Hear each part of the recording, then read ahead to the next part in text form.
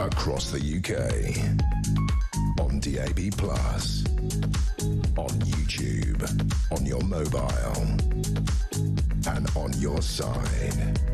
This is Talk.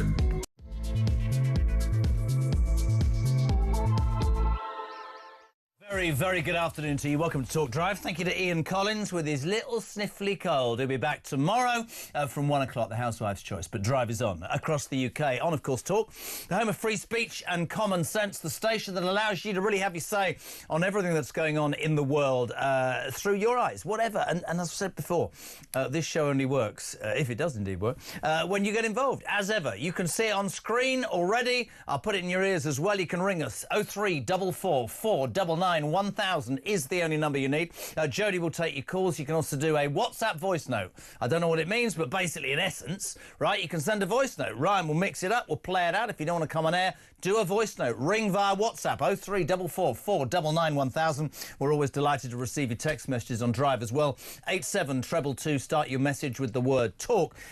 Really interesting day. And I tried to sort of touch upon it there with Kev. The news earlier that Keir Starmer announces at 12:30 today that he's going to hike defence spending to hit 2.5% of GDP. Critics immediately slam in. It's too little. It's too late. He's now saying it'll be by 2027. He is now saying something that many people, including I have to say majoritively Reform, have been saying for months, in fact a couple of years. Why don't you slash the foreign aid budget? Why don't you stop worrying about people in other countries, right? Not in their entirety, but maybe one or two things, and concentrate on defending this nation. Well, all of a sudden that's happened. Now, I don't blame Starmer 1,000,000% for this. I said it then and I'll say it again to anybody. This has been going on for years. Defence has always been seen as the easy cut. Started with Cameron. Before that as well, May did nothing, Johnson did nothing. I'm not saying, by the way, that Starmer has done anything other than react to Donald Trump, but finally it's going to happen. Is it too little, too late? Probably. But here's the other thing. We were talking yesterday about Donald Trump, weren't we? Everybody was saying, oh, it's outrageous. He's calling Zelensky a dictator and he's this and he's that. And it's all about making the deal. Well, in 30 days, he has galvanised the United Kingdom to get its head out of its proverbial backside and spend an amount of money on defence that we always knew was necessary. All this net zero rubbish, all this foreign aid budget, yes, there will always be things that we should give our money to in terms of foreign aid.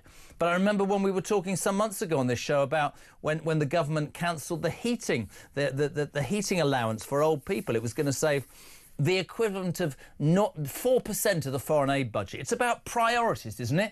And right now in the world we live in, if you think about it, if you think about what's going on, we need to defend ourselves and arm ourselves. And we cannot in any way, now Donald Trump's in the White House, rely on America. I repeat something I read yesterday on the show. 500 million Europeans waiting for 300 million Americans to defend them against 140 million Russians who haven't been able to beat 30 million Ukrainians in 3 years. Maybe Starmer has realised ahead of his trip to Washington next week that we do need to stick up for ourselves. We do need to look after ourselves. So I salute the fact that it's been done. Should have been done a lot sooner. Is it just a political game, though, by Starmer? Just to curry favour with Donald Trump? But be interesting to know what you think on this one. Keir Starmer hiking defence spending to 2.5. Too little, too late? Or on the button 0344 499 1000.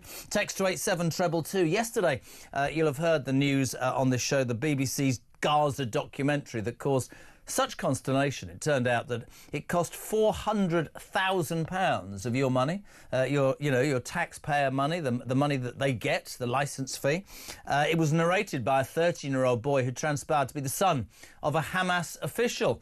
The BBC, of course, famous for still not being able to call Hamas terrorists, which they are, caused a great furore yesterday. Today, another mistake by the BBC, apologising for missed opportunities that might have led to action following claims of bullying and misogynistic behaviour against former Radio 1 star Tim Westwood. He denies this in a statement through his solicitors, but another example, I think, of how our state broadcaster, is it taking us for granted? Am I being unfair when I say that? I don't know. What do you make of the BBC? Is it worth £172 of your money? You get no choice over paying that. If you want to watch one programme on any other network, you have to pay for Sky, you have to pay for TNT, you have to pay for whatever other channels. But at the end of the day, the BBC get that money, and I think many people will believe that actually it's about time they justified it. Comments today back to that documentary that a cameraman who was in part involved in that documentary was celebrating the October the 7th Hamas attacks against the Jewish population. Is that true? You wouldn't misplace that belief with the BBC, would you? 0344 499 1000. Text to 87222. The news that the police are going to crack down on phone theft with new powers to enter buildings and seize stolen phones located via tracking apps. Brilliant. So we've got no men and women of the police on the streets, but now they're going to break into your house if somebody's nicked your phone. I go back to it. What about children being raped and grannies being, mugged and shops being burgled and nothing happens? Again, too much, too little, too late? What do you make of it? 0344 499 1000. Only one way to start a Tuesday on Talk Drive. Apparently it's all working technically now, which is great. We say a very good afternoon. Former MEP and Brexiteer Ben Habib. Good afternoon, Ben. How are you? Good afternoon, Jeremy. Very well. How are you? You had a problem with your Zoom. Guess what I've got? Mia, who's worked on this show for a while, is sadly leaving today. I have a very nice piece of chocolate cake to partake of during the show whilst you're speaking. I'll save you a piece. Everything good with you, my friend, yes? Yeah, all very well indeed, thank you. Looking at the world aghast, as I imagine as most listeners are. Well, it's really interesting. So we woke up to the news that Starmer was allegedly going to talk about this hike in defence spending. It happened at 12:30. I would like to make the point, not in any way a fan of Keir Starmer's. I think he's a horrific human being. I don't like his government. I don't like 99% of what they've done. But this goes way beyond the Labour Party. This has been going on in this country, has it not? To Cameron and even before that. Defence was always seen, Ben, wasn't it, as an easy cut. Today's announcement of 2.5% by 2027 and something that many of us, inside and outside reform, have been talking about for many, many months, which is to take some from the international foreign aid budget and spend it on things that matter to this country, which is definite. I only thought one thing when I heard this at 12:30. Love him or loathe him, Donald Trump's made a massive difference in 4 short weeks, hasn't he? Absolutely. And I think it's brilliant that European countries are waking up to the need to protect themselves. They almost say it, though, as if they had a right to American protection. Donald Trump is turning in on himself. He's withdrawing his security blanket. Oh, my goodness. But, why should the US of A look after us? I think we should all collaborate and help each other on the world stage, but only if we're pulling our own weight. And the US has been spending 3.6% of GDP on its defense. And most European nations, actually, until very recently, weren't even spending the minimum 2%. And to the extent that we were making expenditures that technically met our 2% of GDP NATO target, a lot of that was wasted. Some of it went on pensions, so you can hardly argue that that was, arming our military. And we all know when we look at our military, it's a shadow of its former self. I don't think it would even fit, I don't think they'd overflow out of Wembley. I think you can fit all of them into Wembley, our entire armed forces. It's an absolute travesty. And so we're spending about £50 billion a year on armaments. Russia is spending about $450 billion a year. So, we've got to put our fingers out and digits out, whatever the proverbial expression is, and sort our own issues. And, they all go on about peace in Ukraine would reward Russia for their transgressions, embolden Russia to attack us. Well, I tell you what really would embolden Russia to attack us is if they know we're not able to defend ourselves. Absolutely. That's the real thing. We've got to arm ourselves. And actually, interestingly, yesterday I laid into him a bit because I didn't agree in any which way about him calling Zelensky an unelected dictator. You have to say, yet again, somebody called him the Orange Man Baby today. Donald Trump has, in a short month, put the cat amongst the pigeons and made Europe realise that America is not going to spend its life financing the security of Europe when it has its own concerns and China. And that's Absolutely. why he does everything that he does about, DEI, all those things that he's trying to change to make Americans look after him. I think we could learn from that. I don't agree with a lot that he says, but I have to say, why the hell should we be protected by America? I've never understood that theory. And I think, for Starmer, does he as a politician, Ben, does he get told that's good, he's listened, or is this going to be labelled as too little too late and just to try and curry favour with Trump, who he's seeing us see in Washington next week? Well, I think we've got to increase defence spending dramatically. I don't think 2.5% does it. And the 2.5% that he was citing was by 2027. I mean, by then, a war could have started and ended, frankly. We've got to get on with it. Why do these things always take so long? We have a welfare state that is completely bloated.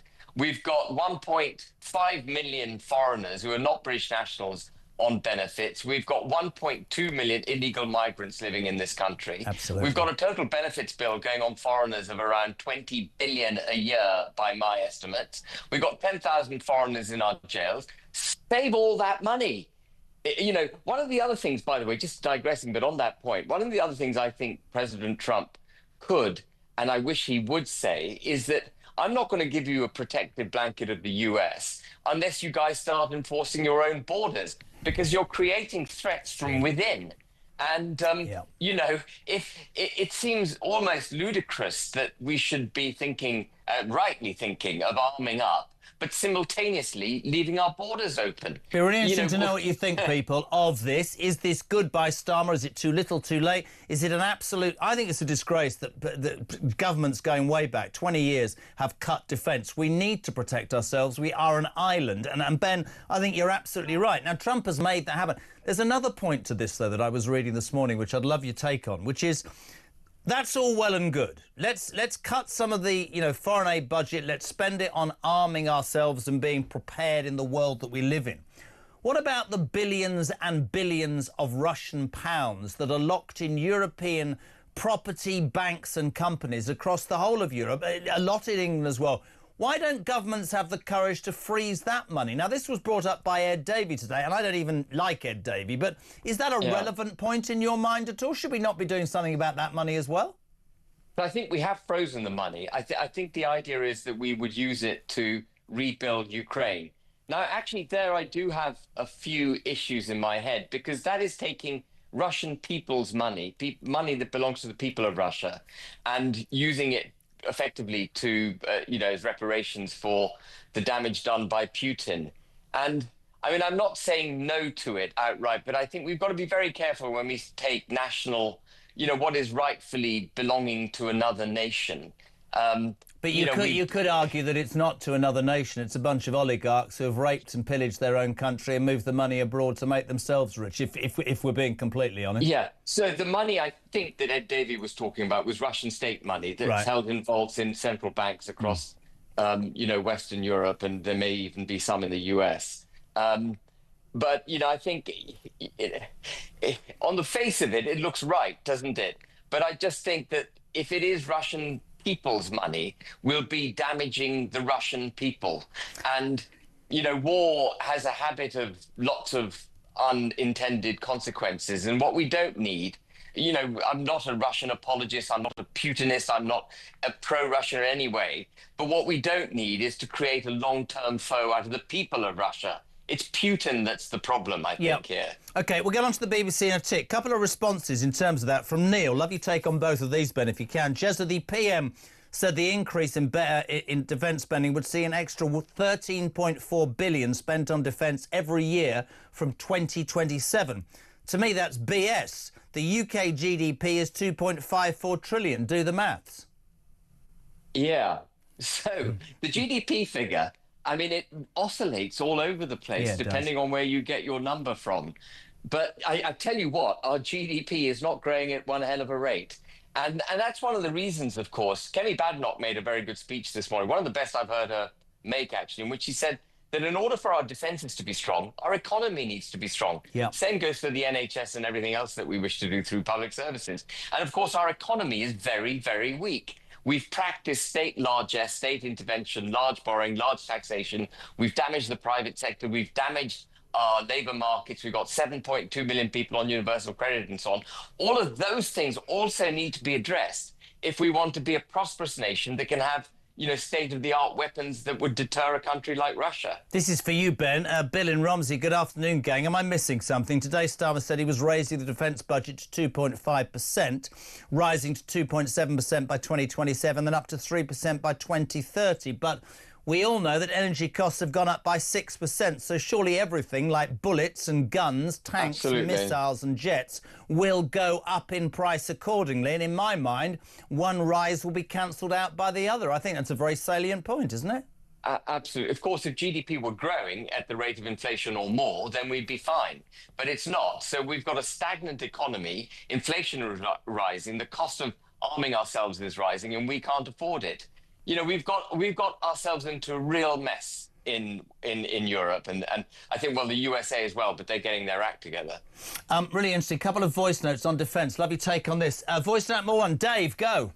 If I'd been taken off of this planet on a spaceship and come back, everybody's now turning around saying, oh, look, Starmer's going to increase defence spending by 2027. This guy lies about everything. He's never done anything that he's promised to do. The WASP fees, the fuel allowance, anything. And now you're all taking it that he's going to increase defence spending. Ben Habib? Agree with him. And I think we started by saying, 2027, that's 2 years away. Get on with it. If you're going to do it, make a declaration, implement it. He's just one of those people who does and has said things. Rob, on defence spending, go. Yes, with regards to the Labour Party and Keir Starmer, does he actually think we're going to believe what he's saying about raising defence spending and cutting foreign aid? They've not told the truth since they got into power, so why should we believe they're doing it now? He's only doing it so he can try and look good in front of President Trump on Thursday.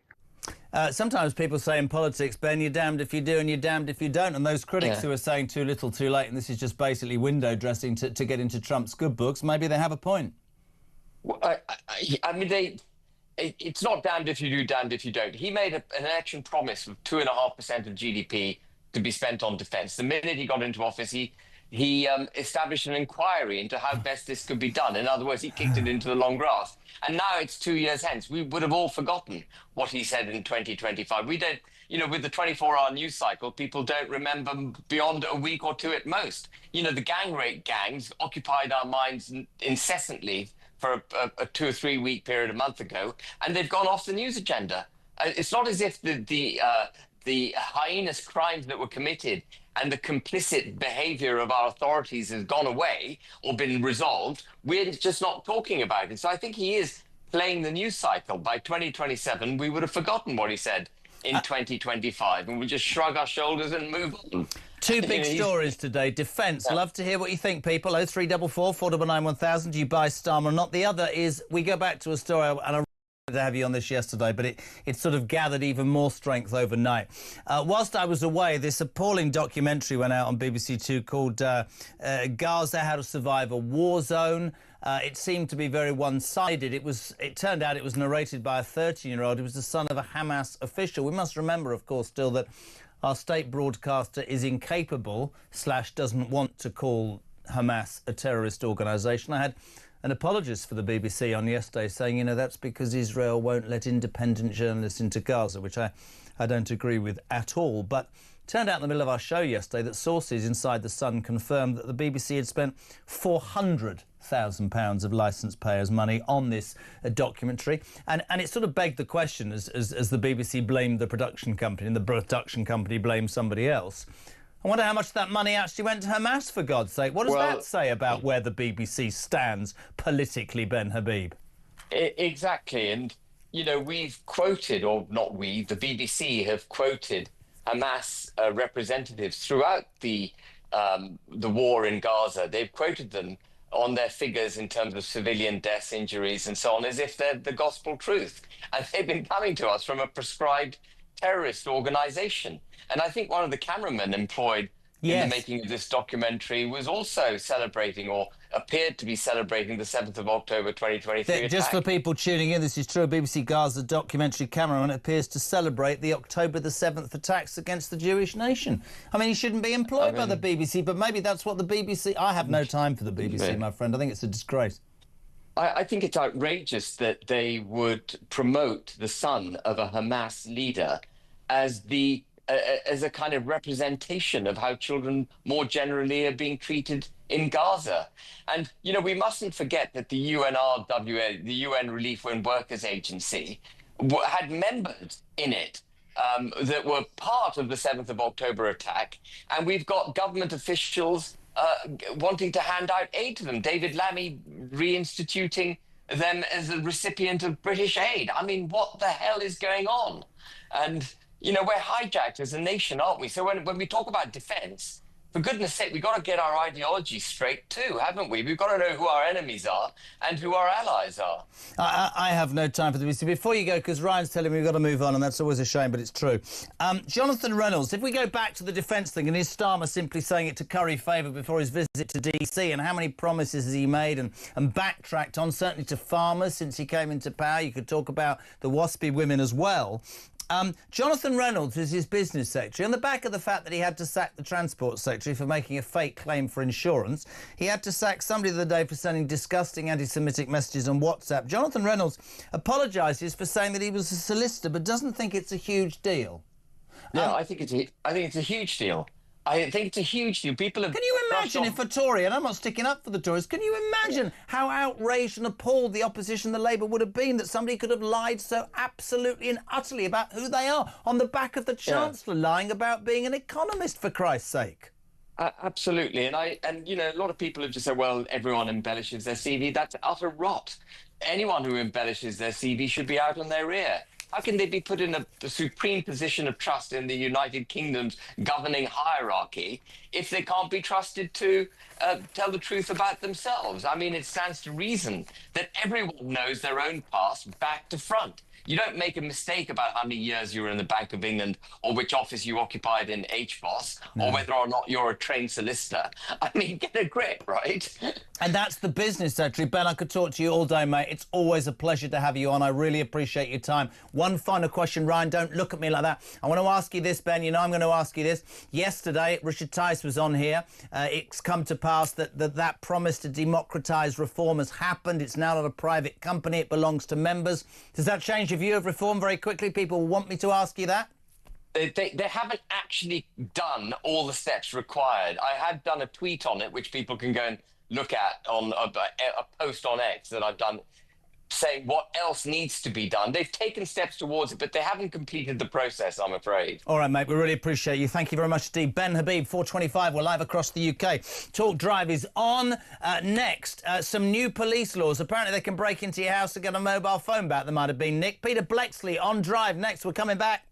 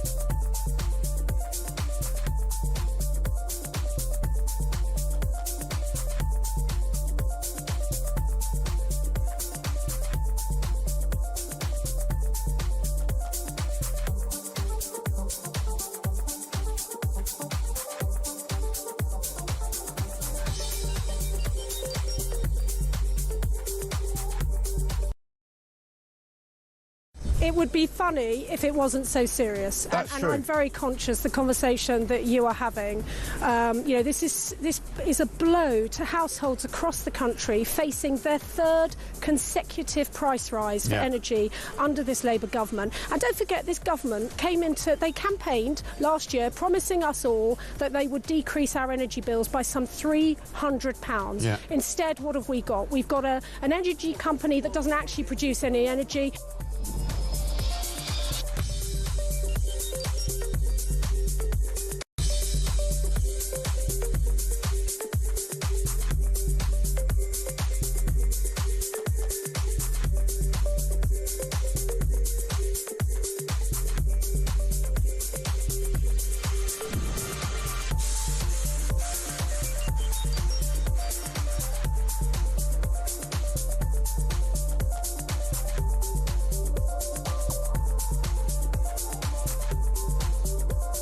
Across the UK, on DAB+,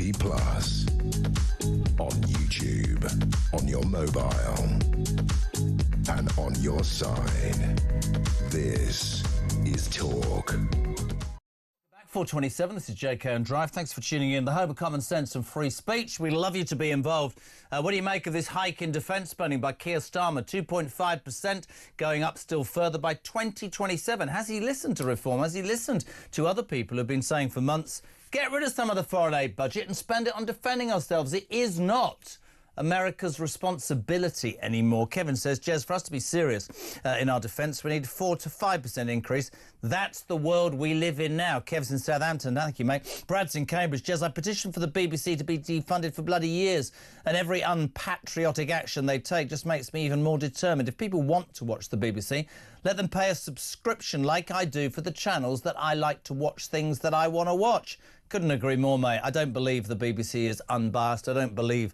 People get very... It's a bit like the NHS. Oh, the BBC, it's the state broadcaster. Don't be so disrespectful. 400 grand to the 13-year-old son of a Hamas terrorist official to voice a commercial. He didn't get that money, but that's what was spent on that programme. That's bound to ask questions. And people who support the BBC and defend it, right, are missing the point. Hello to Peter, who says, Jez, I can't believe we have two great nuclear powers talking peace and friendship, but the losers in Europe, headed by our despicable globalist leader, appear to be doing everything in their power to start a conflict.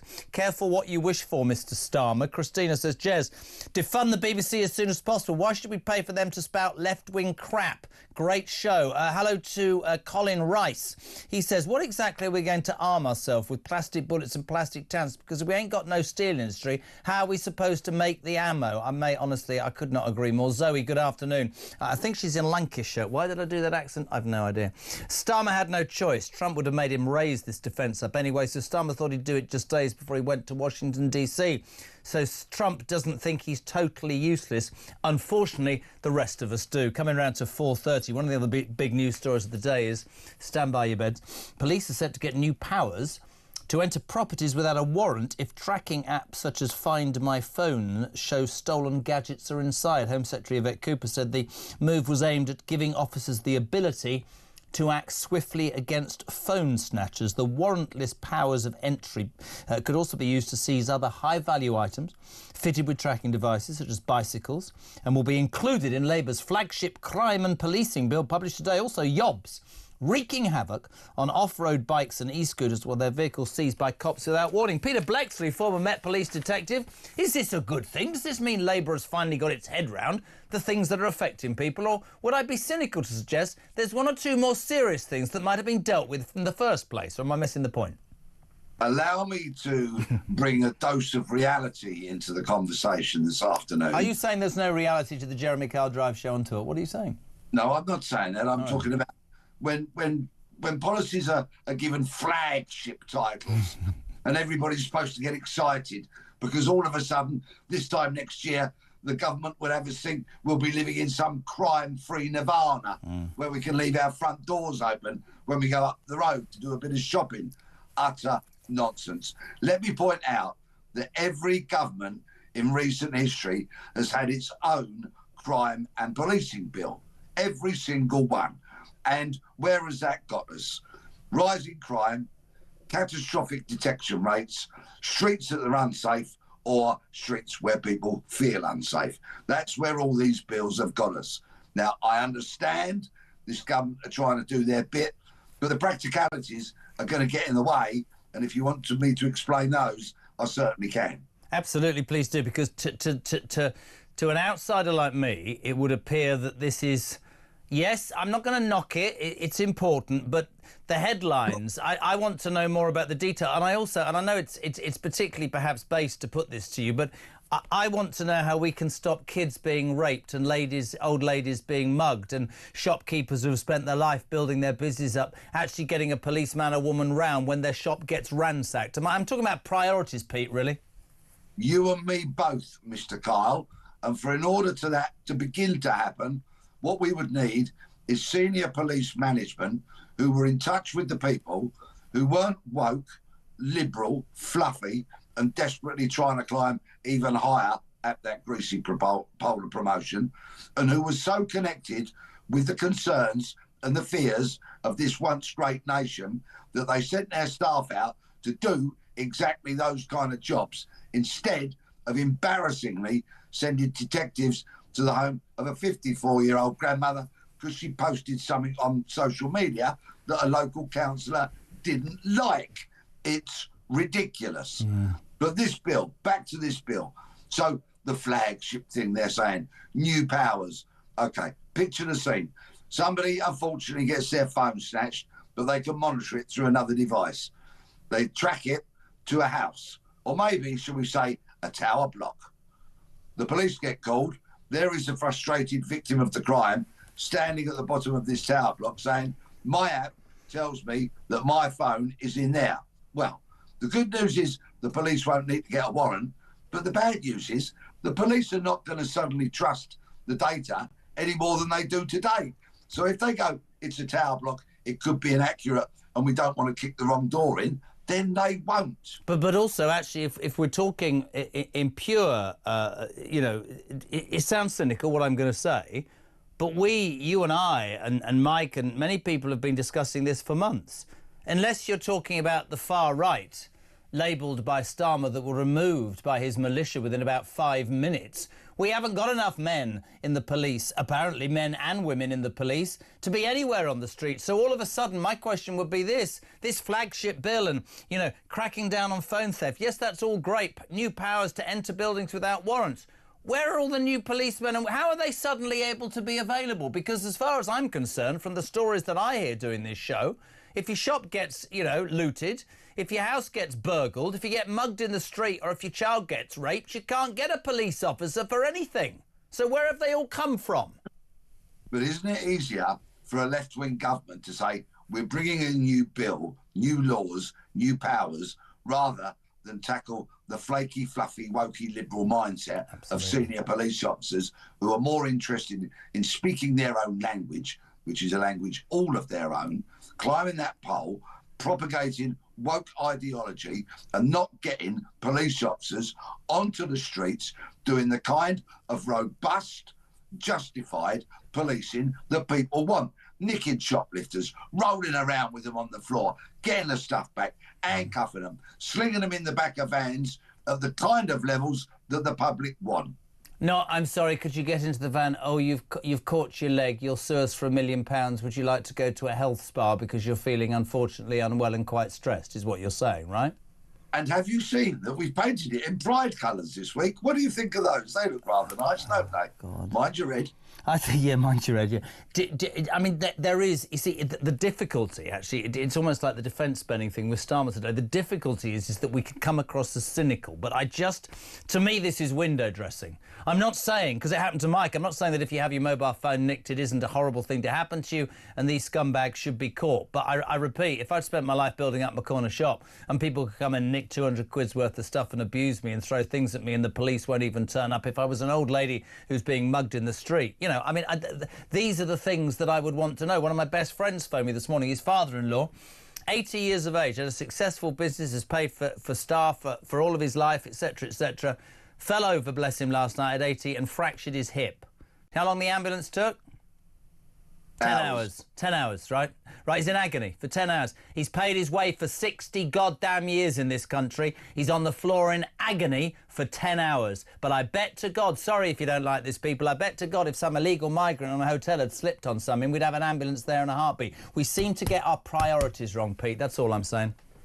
No, we do indeed. And it's such a shame that this nation has tumbled so low so quickly. It's really only been a matter of recent decades that we've gone from an ambulance service that would turn up promptly and help you professionally and get you to hospital. Yeah. And we have police officers, like myself for included, that cut our teeth, learnt our trade on how to deal with prisoners, witnesses, exhibits by catching shoplifters and dealing with those day in, day out. It's what the new cops did. It's how you learnt all those very useful I think because most people with a brain cell know what's happened to this country and how woke and apologist we've become, that when you hear, you know, Labour's flagship crime and police bill, you can break into a building if somebody's phone's in there. I just think it's priorities. I mean, I thought that Ben Habib was spot on. The grooming gangs, the kids being raped, that's gone off the news agenda, off the news cycle. That's an absolute stain and disgrace on this country and needs dealing with. Pete, thank you so much as ever. You're a busy man. We appreciate you being on. Peter Blexley,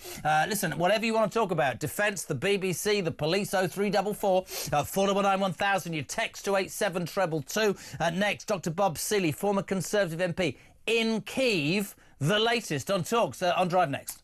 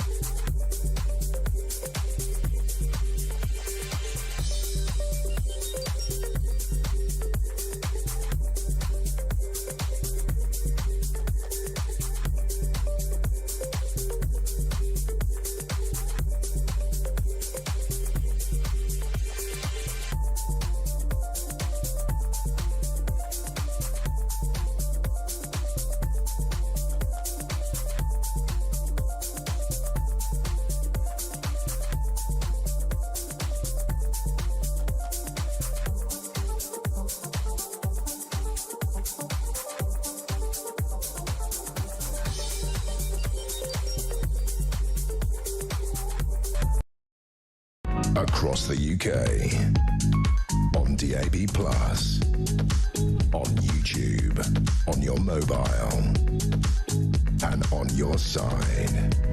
This is Talk. For 20 minutes to 5 o'clock, this is Talk Drive. Busy, busy day. What do you want to talk about? The BBC, Starmer hiking defence. This is interesting.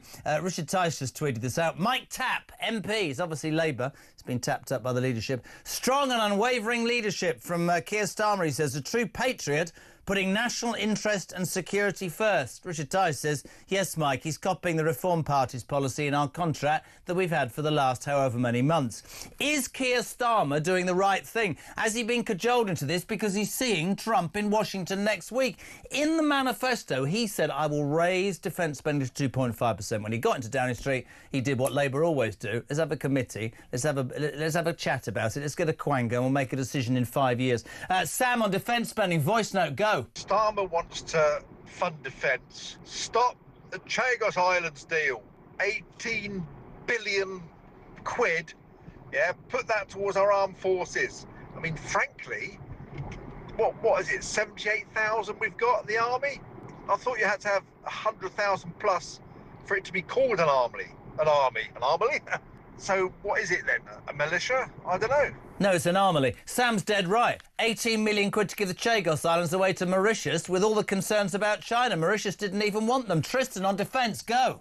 Starmer and Labour have been nothing but liars. Liars, liars, liars. They've lied about absolutely everything. So whenever he says anything, I can't believe anything he says. It just seems absolute lies all the time.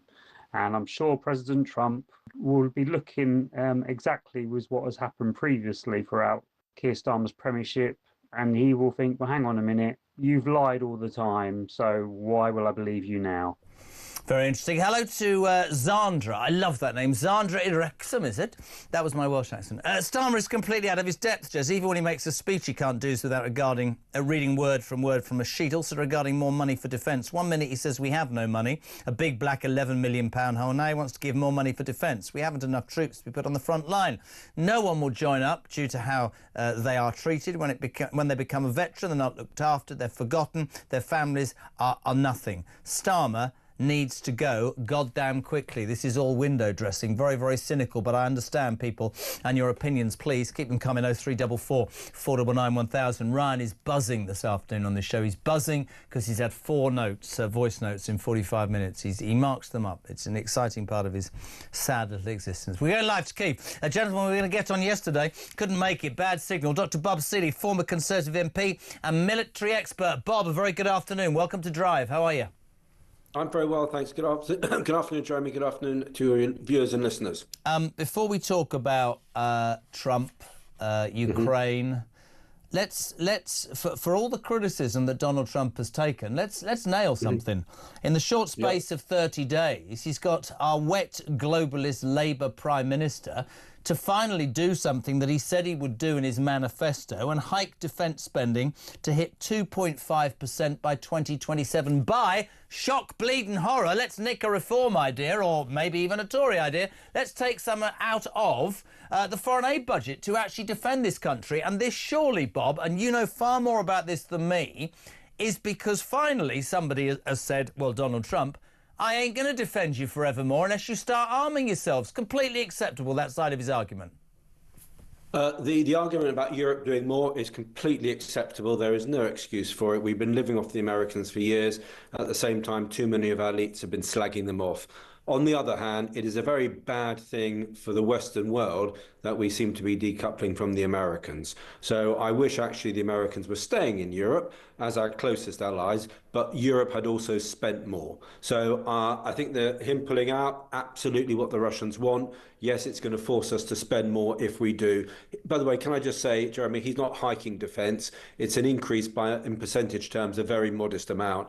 And 2.5%, when you take into account a large chunk of that is Trident, is still historically, it's bad. You know, it's on a par, just above, but near on par with what we were spending in the 1930s. Well, let me pick you up on a couple of things. And Bob, you're not responsible for 14 years of Tory rule, but I do think it's an important point to make. We're doing a programme that looks at all sides. To me, it's an absolute disgrace that started with Cameron, continued with May, Sunak and Boris Johnson. I don't believe that the Tories in any way should not be taking the majority of responsibility for this. You just said it. We have been living off the Americans for years. And if you take Trump at face value in terms of I'm going to look after Americans and put them first, this is absolutely right. I got a comment yesterday and I wanted to read it to you when you were going to come on. So I'm going to try and fill dramatically whilst I find it. But I thought it was a really, really interesting comment. Tell me what you think. Do you want me to answer that point while you look for it? No, I've got it.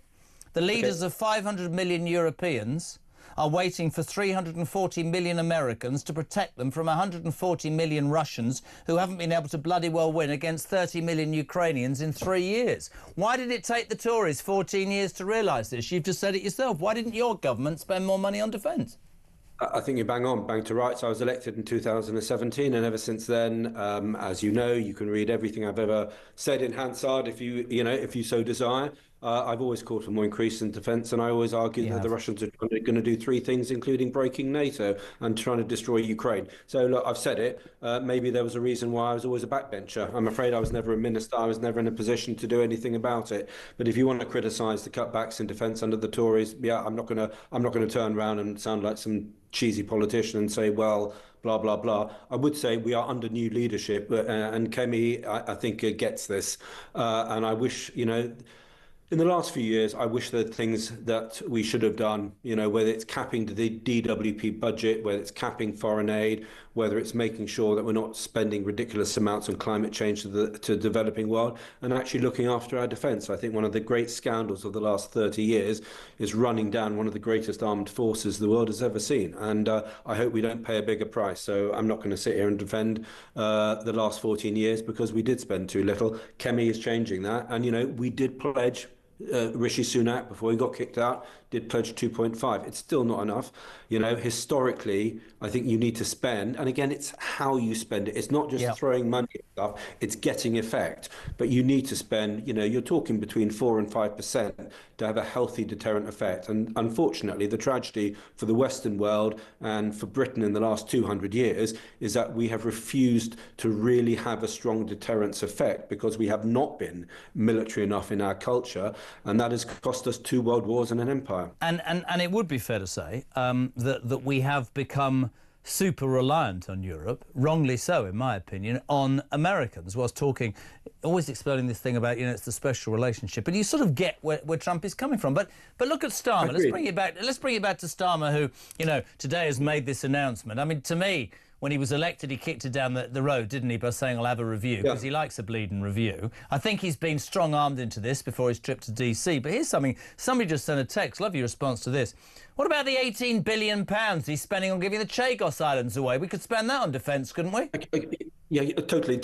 If I didn't include that in my list, I should have done, although I would just say it's $9 billion. Possibly a bit more, but I think we're looking at... Still could spend it, couldn't you? You could still spend it. Completely. Yeah. I mean, look, if you want to do stuff that the Labour Party may be doing, the 10 billion for this idiocy of the climate change money flowing to the developing world. Ed Miliband, the most dangerous minister in the Western world. Yes. We should be capping the DWP. Why are we paying foreigners to sit on their backsides in this country? Why are we throwing vast sums of money for anyone who wants to come and treat Britain like a doss house? I do not know. Okay? We're going to be paying tens of millions to IRA sympathisers and former terrorists. What on earth is that about? And yet, add to that foreign aid, add to that Chagos. Look, there's a long list of money that we could very, very easily be saving and actually spending on stuff that's important. I would just say one other thing. Here in Ukraine, the Ukrainians say that the Russian NATO theory of war, NATO doctrine, it's completely outdated. And if we were parking troops in eastern and northern Ukraine, and I've been there quite a lot in the last couple of years, it's a tethered goat, because there's no way that we could properly defend them unless you had a very, very powerful US guarantee. Our infantry tactics are now effectively redundant because of drone saturation at infantry level. And it's absolutely frightening how behind we have become. And if Putin parks 15 divisions in Belarus like he's planning to, I think there's going to be something near panic in NATO about where he would potentially go with that, whether he's going to go back into Ukraine. If there is a ceasefire, there's no Ukrainians I've spoken to, sensible people, who think it's anything other than temporary. Putin doesn't want to live in peace with Ukraine. If that's what he wanted, he would have never invaded. He wants to destroy the country. He wants to get the old borders of the Soviet Union back, and that includes Georgia, Moldova, Ukraine, and the Baltic republics, and they are NATO countries. Do you believe, very quickly, final question, I'd love to have more time with you, Bob, do you believe that Trump is a danger to world peace, or do you think he'll get a deal done? I think he's an incredibly... I think he has a very, very unhealthy relationship with Vladimir Putin, and I think Vladimir Putin thinks he's got inside, for whatever reason, he's got inside Trump's brain, and I think Trump is incredibly psychologically pliable to the Russians, and I think that is a bad thing. Finding peace is a very good thing, but you don't do an art of the deal by giving your enemy everything you want. That's not a deal. That's just capitulation, and that's dangerous for us all in the medium and long term. Do me a favour, come on regularly. We love having you on. Dr. Bob Seeley, former Tory MP. Thank you very much indeed. Live there in Kiev. We'll go to the break.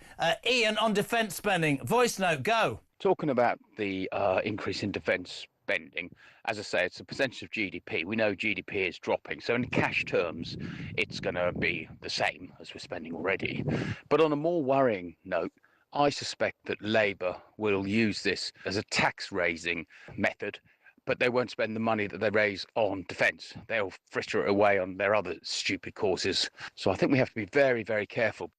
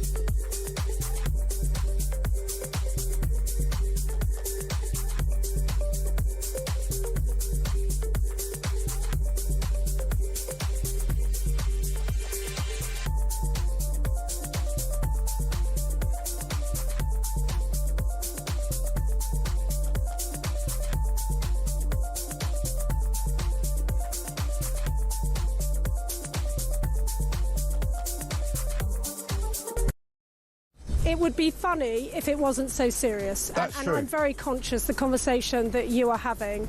You know, this is a blow to households across the country facing their third consecutive price rise for energy under this Labour government. And don't forget, this government they campaigned last year promising us all that they would decrease our energy bills by some £300. Yeah. Instead, what have we got? We've got an energy company that doesn't actually produce any energy.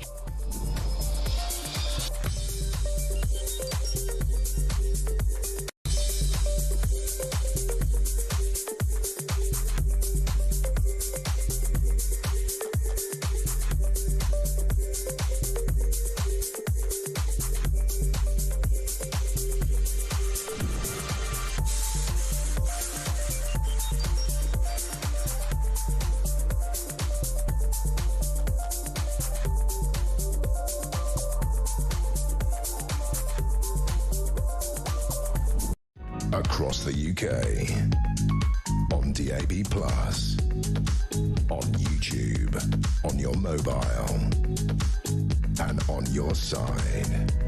This is Talk. Your calls are just a tick, 0344 419 1000. Mike Graham works non-stop 24 hours a day. Here he is to tell you how you can win an unbelievable tax-free 25 grand. Go, Mike, now.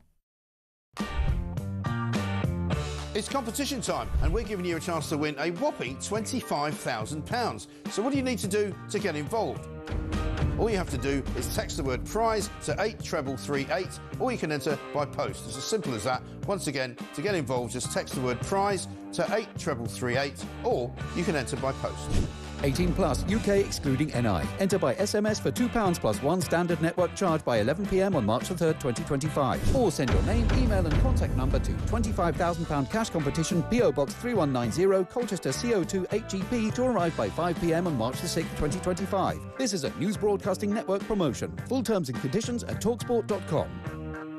Good luck, by the way. Listen, a great chance to win 25 grand. Wish you the best of luck with that. 5 to 5 to the phone lines. We'll go to Liverpool. Is he a red? Is he a blue? Carl, what's the answer to that question?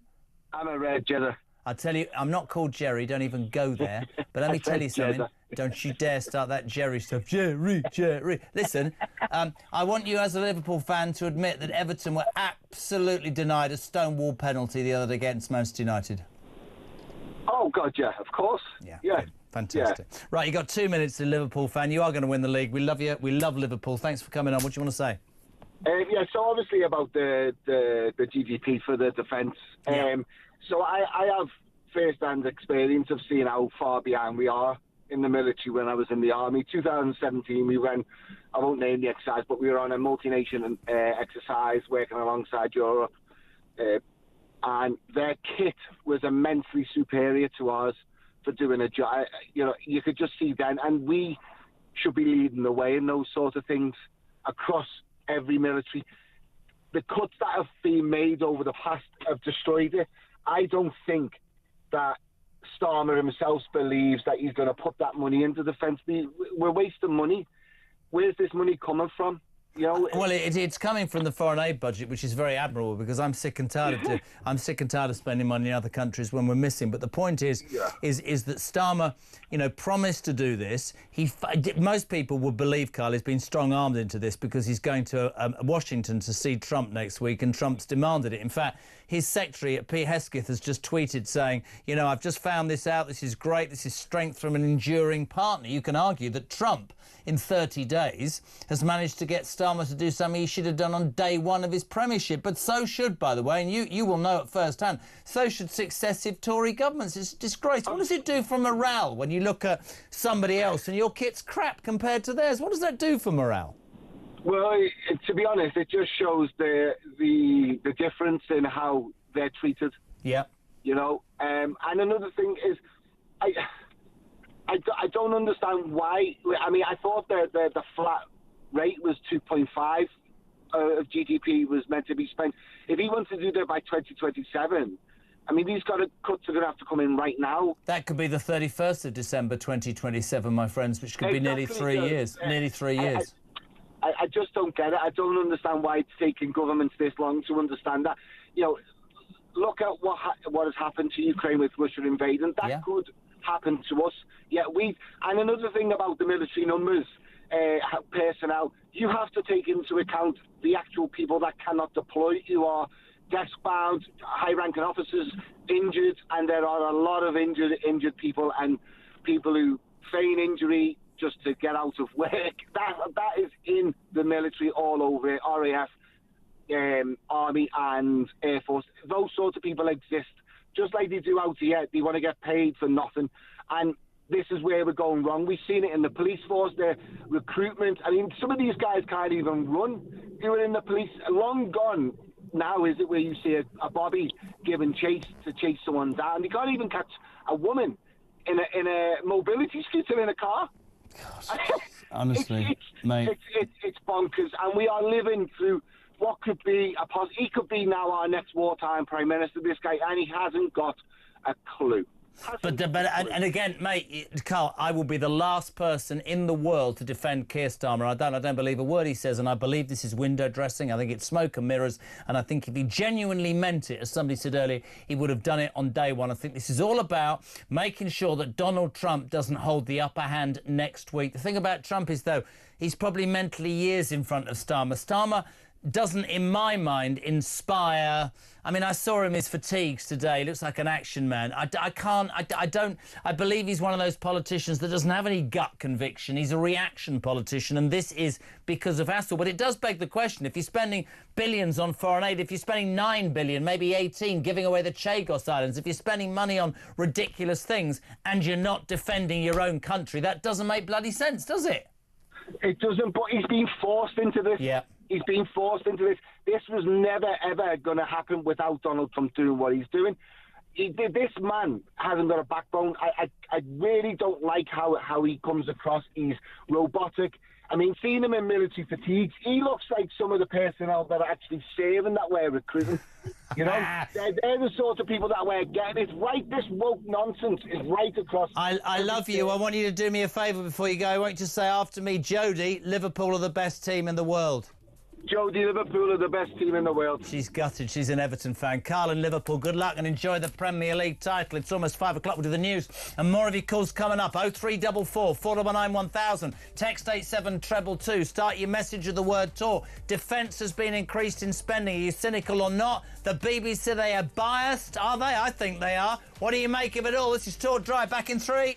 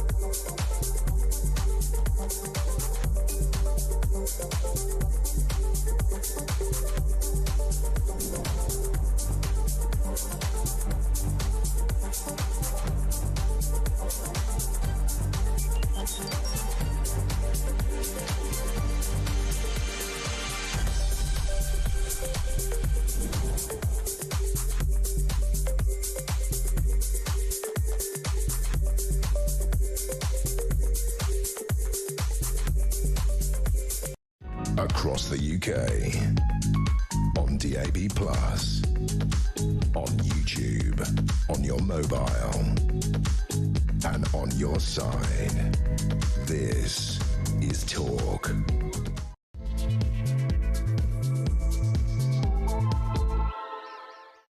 Welcome back, my friends. Drive time for Tuesday. This is JK at the controls, as ever, if you want to be on. 0344 419 1000. Text to 87222. We're talking about this defence boost that Keir Starmer has today, rather belatedly, and probably because he's off to Washington on Thursday, announced... What are you doing? Jodie, just come here. I don't care, because it's live. Jodie is standing next door doing this to me, right? This makes no sense. I'm not interested. This is real life. Come on, come and show yourself. This is an Everton fan. What's the matter? What's the matter? What's happened? Your earpiece. My earpiece had fallen out. I love her. Thank you, Jodie. Very nice lady. Where was I? The defence budget has been increased by Keir Starmer to 2.5% by the end of 2027. It could be nearly 3 years. Many people are saying, OK, you've done that. You've taken the money from the foreign aid budget, but it's long overdue. This is not just your problem. This has been many, many years of governments who have put our military in a dangerous position. Trump, in 30 days, has said, I'm not defending Europe anymore. I've got problems of my own. Damn well pay for your own defence. He's made a difference almost instantaneously. What do you make of Starmer's view today? Is it the right thing or the wrong thing? The BBC still under pressure. That documentary about Gaza, 400 grand they gave an independent production company to make Gaza How to Survive a War Zone. Turns out it was narrated by the 13-year-old son of a Hamas official. Hamas, of course, a terrorist organisation that raped, pillaged and murdered 1,400 innocent Jewish people on October the 7th. But their £400,000 is being given. Did Hamas get any of that? What do you make of that? Is the BBC biased? Is it indeed time, as we say almost daily on this damn programme, to defund the BBC and make it a subscription service so that if you want to watch Strictly or you want to watch whatever, pay for it, because you pay for everything else. On top of that, the police have new powers. If you discover that your mobile phone has been nicked and is inside somebody's house, the police will come round and break in without a warrant and get it back. But let's just forget about kids being raped, ladies being mugged in the street, violence against women going through the roof as it continues, and all those terrible, heinous crimes because we haven't got any policemen and women to do a job correctly. Flagship policy. Let's get some mobile phones back. What a load of old... 0344 419 1000. We'll go to Epsom. Chris, you're on Drive. A very good evening, sir. How are you? Good, thanks, Jeremy. And I don't wish to make small of the Ukraine stuff and that, but there's something far more immediate, far more serious happening right here at home. The crime bill that you've been talking about, where police officers can now, instead of going to a magistrate and getting a warrant, or a judge and getting a warrant, they can now ask him, or they will be able to ask an inspector to put your door in. But can they do this just... So what you're saying about this crime and policing bill, and we've made a big thing about how, and let's read this so we don't get it wrong, police are to get new powers to enter properties without a warrant if tracking apps such as Find My Phone show stolen gadgets are inside. You're saying that the police could use this for other situations, no? What I'm saying is, yeah, you'll get mission creep on this. That it will start nice and easy. Everybody says, oh, that's a good idea. You can tell where the phone is. You don't have to get a court warrant. Just speak to the inspector. Then they'll move the goalposts for other things. And then you've got to look at the data bill that's being pushed through Parliament at the moment, very quietly. The mainstream media are not even talking about it. It's already gone through the House of Commons. It's gone through the House of Lords. It's in committee stage now before it goes back to be brought into law. Now, that is a new thing whereby it involves the Apple thing that you have talked about.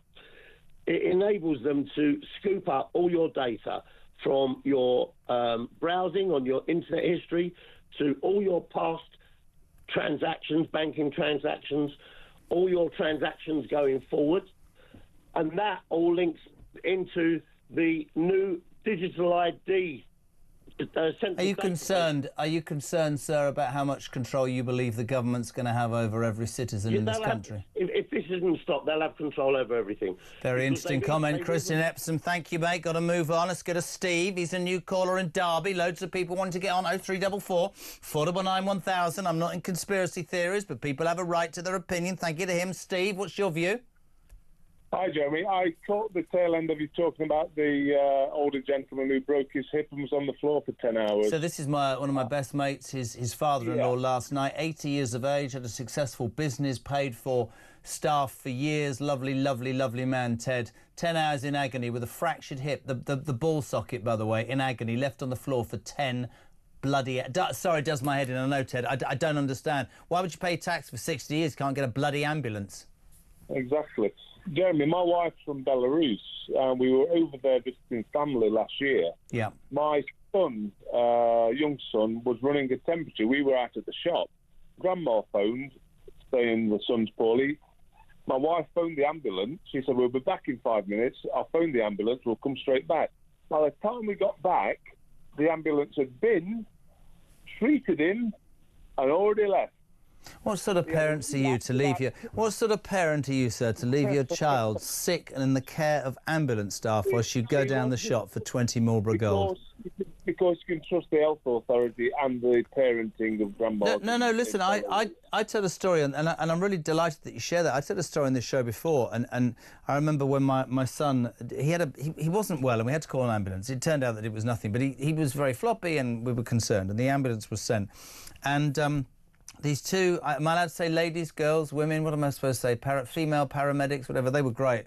And I got in the ambulance with them and they were telling me that so warped is the service that if you arrive on time and the patient dies, that's a tick. If you arrive late and save the patient's life, that's a cross against your record. To me, the whole thing is totally and utterly wrong, and it comes back to priorities. Steve, thank you for the Belarus angle, 5:10. 0344 499 1000. What we like to do on Drive is try and help people whose careers have taken a different direction. Our next guest is used to be the Deputy Speaker of the House of Commons, former Conservative MP for the Ribble Valley, who until a few weeks ago was working in a little chef, but I've managed to save him and delighted to have him back. Nigel Evans of it. Look, see, look happy as a sandboy now. Nigel, sorry, you're more orange than Donald Trump this afternoon, man. What's going on? I've just been in the gym. This is a real upgrade here, Jeremy. I'm speaking to you from a hotel room in Lausanne in Switzerland. This is how good appearing on your show just a couple of weeks ago. I know what you've done, Evans. You're one of them Tories that lost their seat and now you're in Switzerland counting your money in your private account, aren't you? I'm looking for it. I'm not counting it. I'm looking for it. Lovely to have you on, Nige. We'll start with the obvious story today. Try and explain it as briefly as possible. Keir Starmer finally agreeing to hike defence spending to hit 2.5%. Critics saying too little, too late. Critics saying, hold on, you've been strong-armed by Trump in 30 days. It's not till the end of 2027. That could be 34 months. You are quite rightly using some of the foreign aid budget that people have been going up and down about. Now, before you crow, because the one thing that everybody says about you and why we have you on is because you're very, very honest, and very few ex-Tories are. I have to say, and I started the show and I'll say it to your face, I think one of the biggest disgraces of your 14 years in power, the Tories, is that they were absolutely central to the cuts to this, the military and the defence of this country again and again and again, to a position where I'm not sticking up for Starmer, but this isn't all on him. This started with Cameron. What we have allowed under 14 years of Tories and a year of Labour to happen to our armed forces is an utter disgrace, Nigel Evans, isn't it? Yeah, it's a total disgrace. And what's happened today clearly is a step in the right direction. Do I believe that this would be happening if it wasn't for Donald Trump in the White House? The answer is no. No. We know that Starmer is off to Washington on Thursday.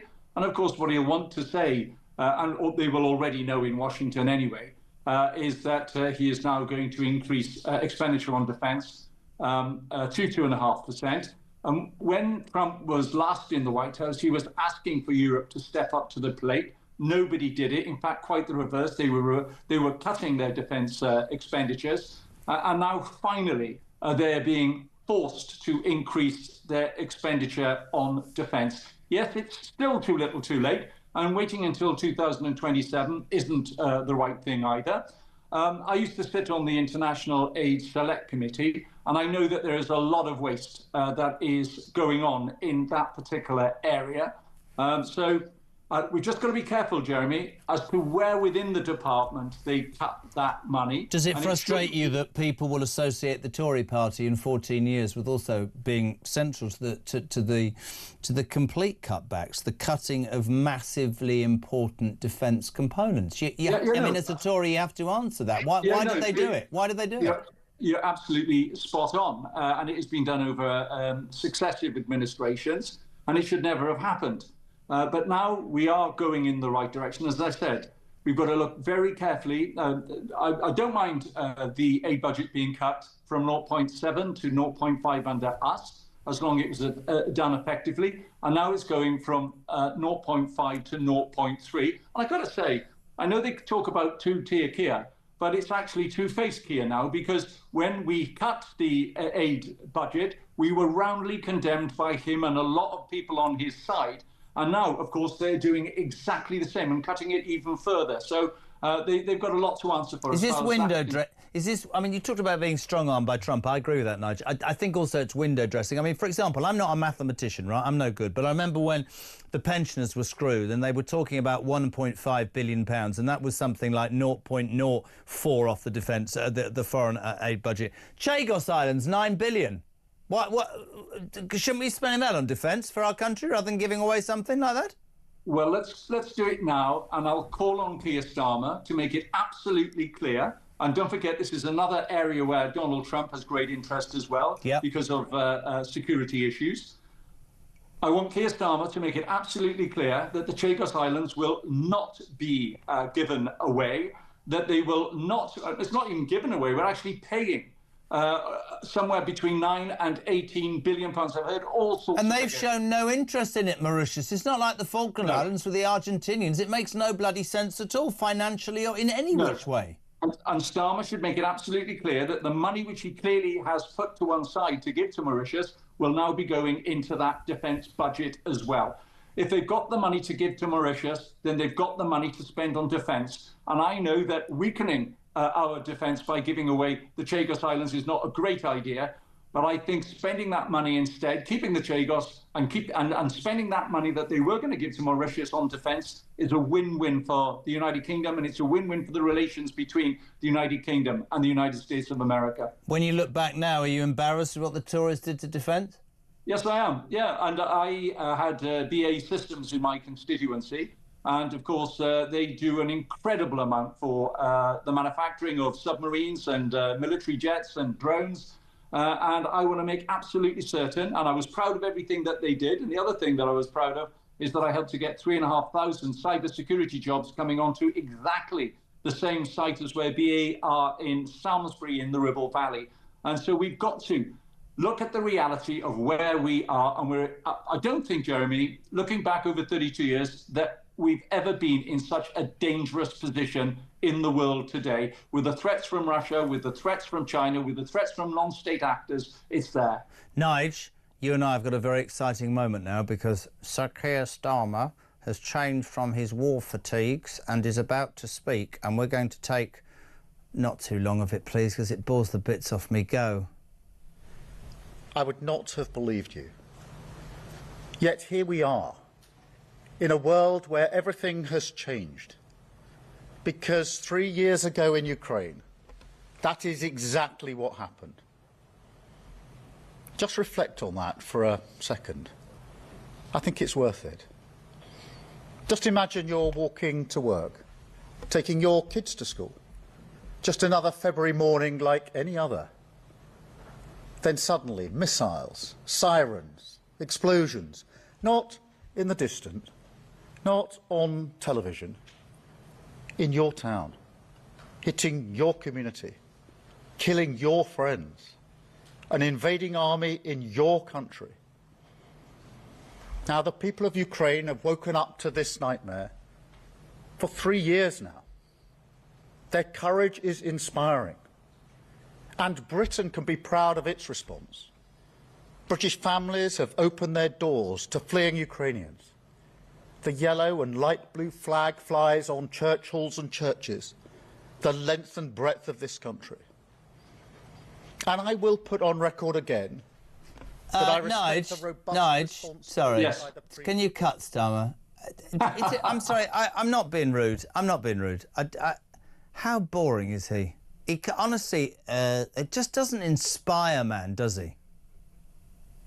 Well, he knew what was going on in Ukraine 3 years ago.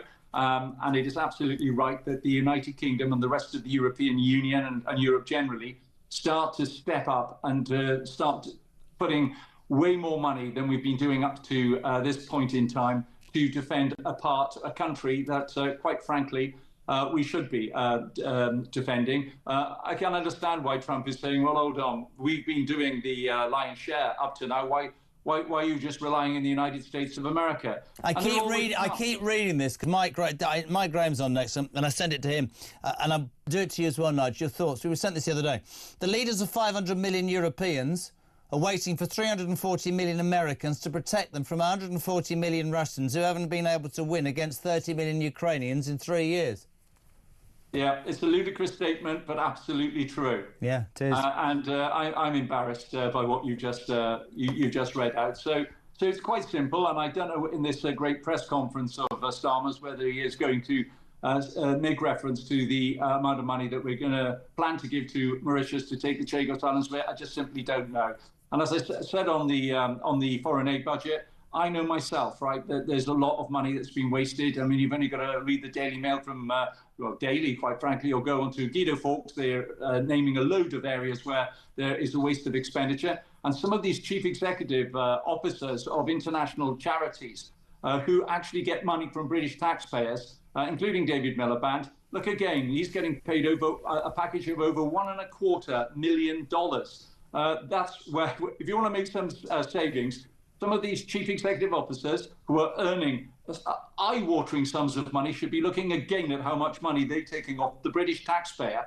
I know it's one of the biggest industries that you'll ever see around the world, the international aid, and in many cases they do tremendous work. But I've got to say to you, Jeremy, and I've been to Kenya and I've seen starving children being fed by British taxpayers' money, and I support us feeding starving children, but I do not support us giving huge sums of money to greedy CEOs of international charities. Could not agree more. By the way, Nige, because you're going to become my comedy partner, what does that say on the front of his lectern?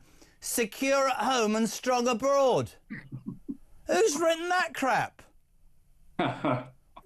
Nigel's being so straight. Before you go, very quickly, the other main topic that people have really got their teeth in today is the BBC. You might have seen or heard about the documentary on BBC Two last week, Gaza, How to Survive a War Zone. It cost £400,000, British taxpayers' money, licence fee money, given to a production company. The BBC commissioned the show, narrated by a 13-year-old boy who turns out to be the son of a Hamas official. Do you, as an ex-Tory MP of 32 years, think the British Broadcasting Corporation is unbiased and is still worthy of his subscription? Because I'm telling you, Nigel Evans, there are millions and millions of people in this country who have had enough of an organisation that they think has a massive agenda. A massive agenda. They've taken a bit of a battering on this one, Jeremy, and it seems as if they've been led reluctantly to withdrawing it from BBC iPlayer. They are now finally having an investigation, and I hope they also look into the allegations that one of their cameramen there was rejoicing at the October the 7th attacks as well. That is an awful allegation. We want to know if any BBC taxpayers' money, licence payers' money, has gone to Hamas to pay any of these individuals for taking part in that particular programme. But at the end of the day, the BBC is a broken model. The number of people watching it is declining year by year. People will willingly pay for good quality on some of the independent private channels. And I believe that it's about time we said to the BBC, the game's up, and the licence fee payer, you've got 3 years, and after that, it's gone. Do you know what? I've decided something. When my career finishes, which, according to Kev O'Sullivan, could be a lot sooner than most of us believe, I'm thinking of setting up an agency, because you and Sir John Redwood have gone from being these sort of dour backbench MP. I mean, you could both do panto together. I'm thinking of representing you both. He's become a stand-up comedian. We love having you on, Nigel, and I'm delighted that you found your way to Switzerland on your private jet to count your pennies in your private bank account, my old son. Lovely to have him on. Nigel Evans, former deputy leader of the House of Commons. Good man as well. Thank you very much indeed. 0344 499 1000. I had to cut Starmer off. He was boring the bits off me. A man who would never bore the bits off anybody is a man who is that famous. He's now got stickers you can put on the bumper of your cars. He's the reason, by the way, this will wind a few up, he's the reason this radio station is still on air. Mike Graham's next on Talk.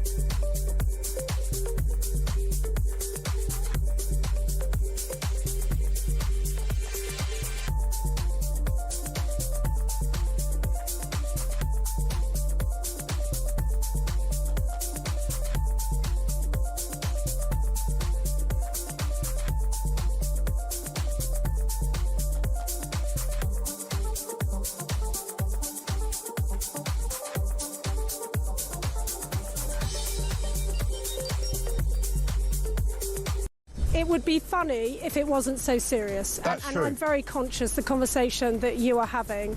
This is a blow to households across the country facing their third consecutive price rise for energy under this Labour government. And don't forget, this government they campaigned last year promising us all that they would decrease our energy bills by some £300. Yeah. Instead, what have we got? We've got an energy company that doesn't actually produce any energy.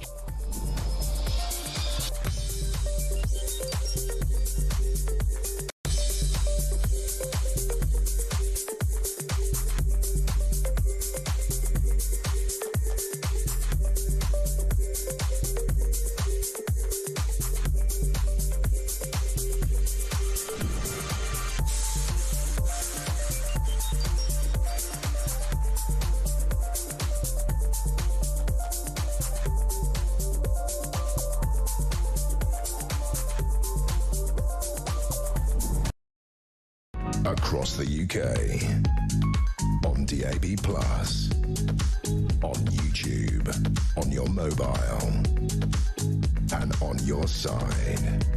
This is Talk. About 5:25, it's my favourite part of the week. We know just going to do it every single day. Just going to do a co-host. Michael Graham is in the building. Well, not Michael, Mike. Mike is good. Michael's okay. Fixing the foundations. Yes. Strong abroad, stronger What did he at say? home. What was it in front? Stronger at home. Secure at home, It doesn't stronger matter. abroad. How is it possible that this man, right, who's supposed to be one of the great leaders of this world, right? Is he? He's the lead. Well, he's the Prime Minister of Great Britain and Northern Ireland, right? By default. The United Kingdom. Yes. Of which you would think that he could read or say words without having to look at a piece of paper. You know, Yesterday he's reading. But it's not just that. Also, because it is so utterly contrived. There is no emotion, but he tries to put emotion in. So he'll go, imagine that you wake up on a February morning and you walk along. I mean, yes, right, but there's nothing. I don't buy. There's no conviction. There's no emotion. He's a total lefty socialist, complete and utter cipher who has no emotion. Because the most important thing, do you remember when he was asked in the election campaign, would you send one of your family to private medicine if they needed it? Yes. And he went, no.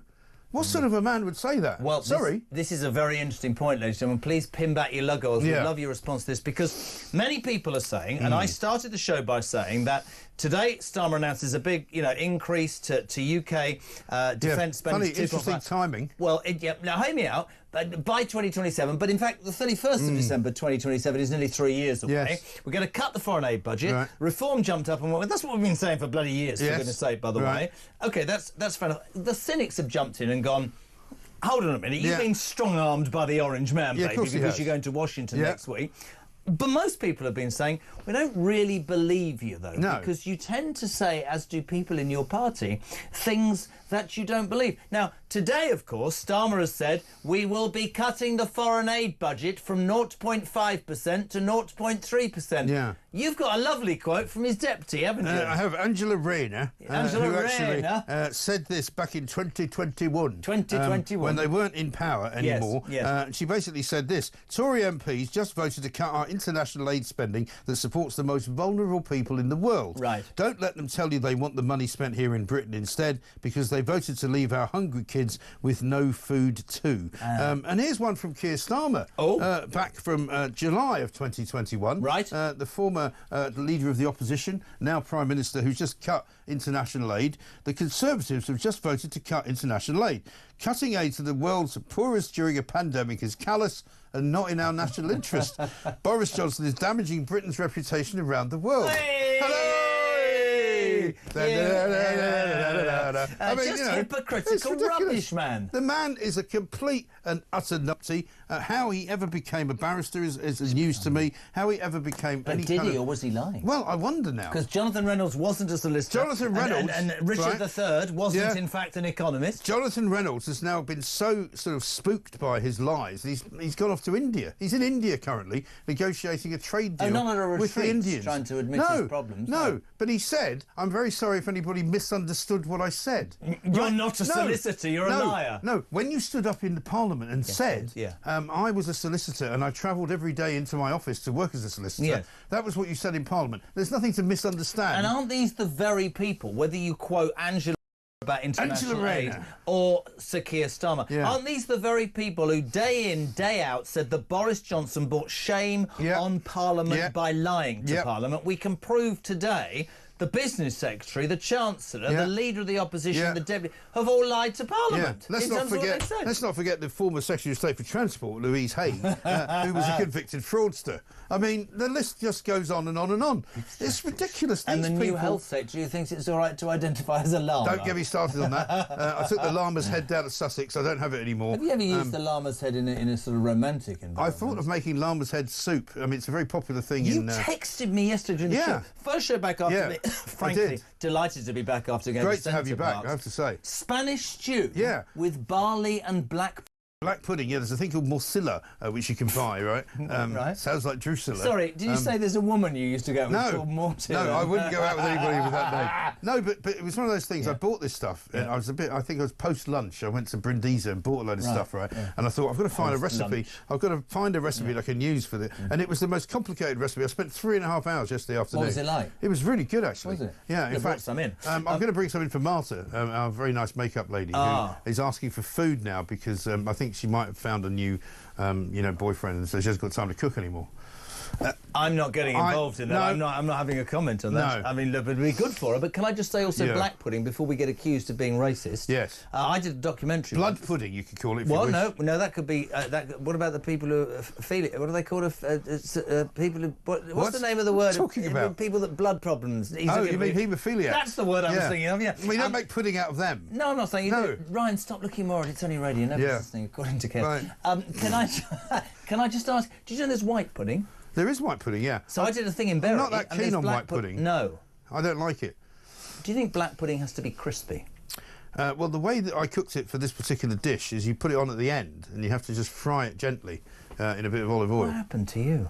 What do you mean, what happened to me? I went home and had toast again. Yeah, but, I've always been a cook. Cooking is great. Cooking is a wonderful thing to do. It increases your ability to be creative. Please make sure that you don't ever do it in just an apron. But do you know what I do quite a lot? If I'm home on my own in the afternoon, I put your show on and I cook.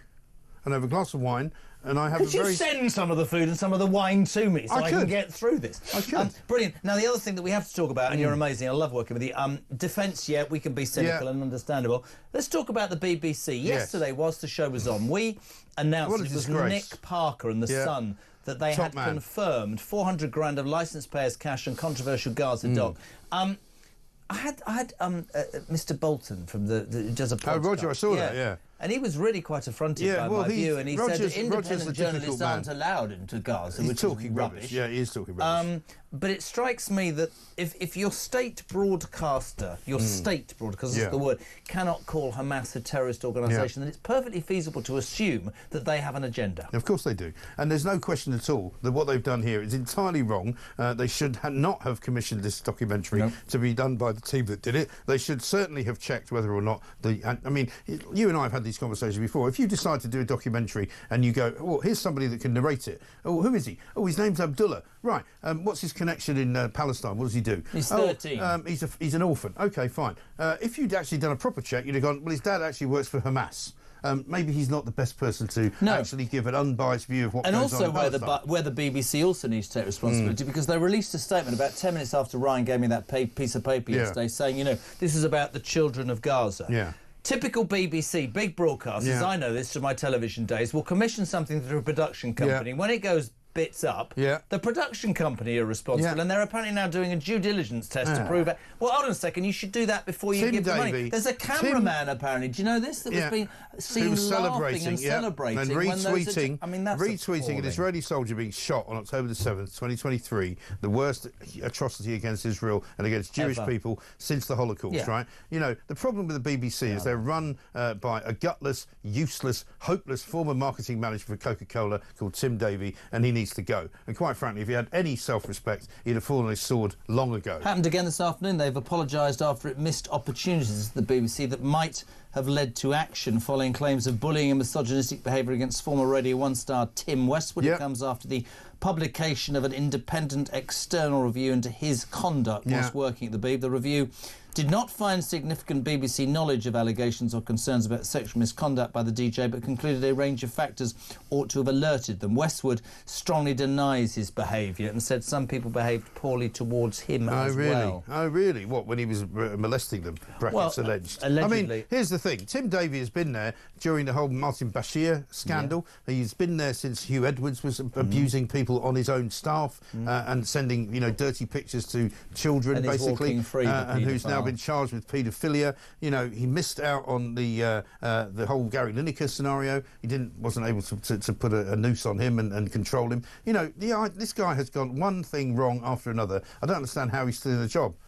You know these people who would say to you and me, we won't name them, but we know who we're talking about, the people who would say, hold on a second, you know those lefties that look down on, you know, I mean, you're much better at than me. They say to me, you don't know what you're talking about, the National Health Service or the military or the BBC. These are fine, upstanding institutions. Right. What I always want to say to them, Mikey, is forget me a minute, forget Mike. There are millions and millions of people in this country who hate, with a capital H, the way the BBC behaves, the way the National Health Service behaves, the way the Civil Service behaves. They don't use it anymore. And these politicians and all these people need to listen to the average person in the street, because it's changing. Yeah, well, when you see people like Kemi Badenoch slagging off reform, when you see Keir Starmer at the weekend slagging off reform, saying they're far right, you know, they talk a good game, but they're actually anti-democratic, they're not patriots of this country. You know, this is a guy who has been on the wrong side of history, time and time again, representing people who want to do damage to this country because of their human rights. I tell you what, I know who's in favour of this country, and it's Nigel Farage, it's Richard Tice, and it's reform. And it's interesting, it's not Tice the Labour responded Party. straight away to this announcement today, saying, so you've increased defence spending to 2.5% with an increase and a promise of more, and you've taken that from the international foreign aid budget, which is what we said in our reform contract 12 months ago. Yes. And that's an absolute fact. And the problem is, and I label this at the Tories, a lot of the Tories, and Tim Montgomery nailed this for me, which is why he left. That's not far right. No. That was never far right. Those were Tory principles that we were brought up with. And actually, reform went, this is what we believe in. Why are we giving money to the one-legged lesbian society of Kampala? What's the point? Is there a one-legged lesbian society? Well, I don't know if there is, but, you know, if there is, we probably are giving... there are llamas in Kampala? There may well be llamas in Kampala. There are one-legged llamas possibly so.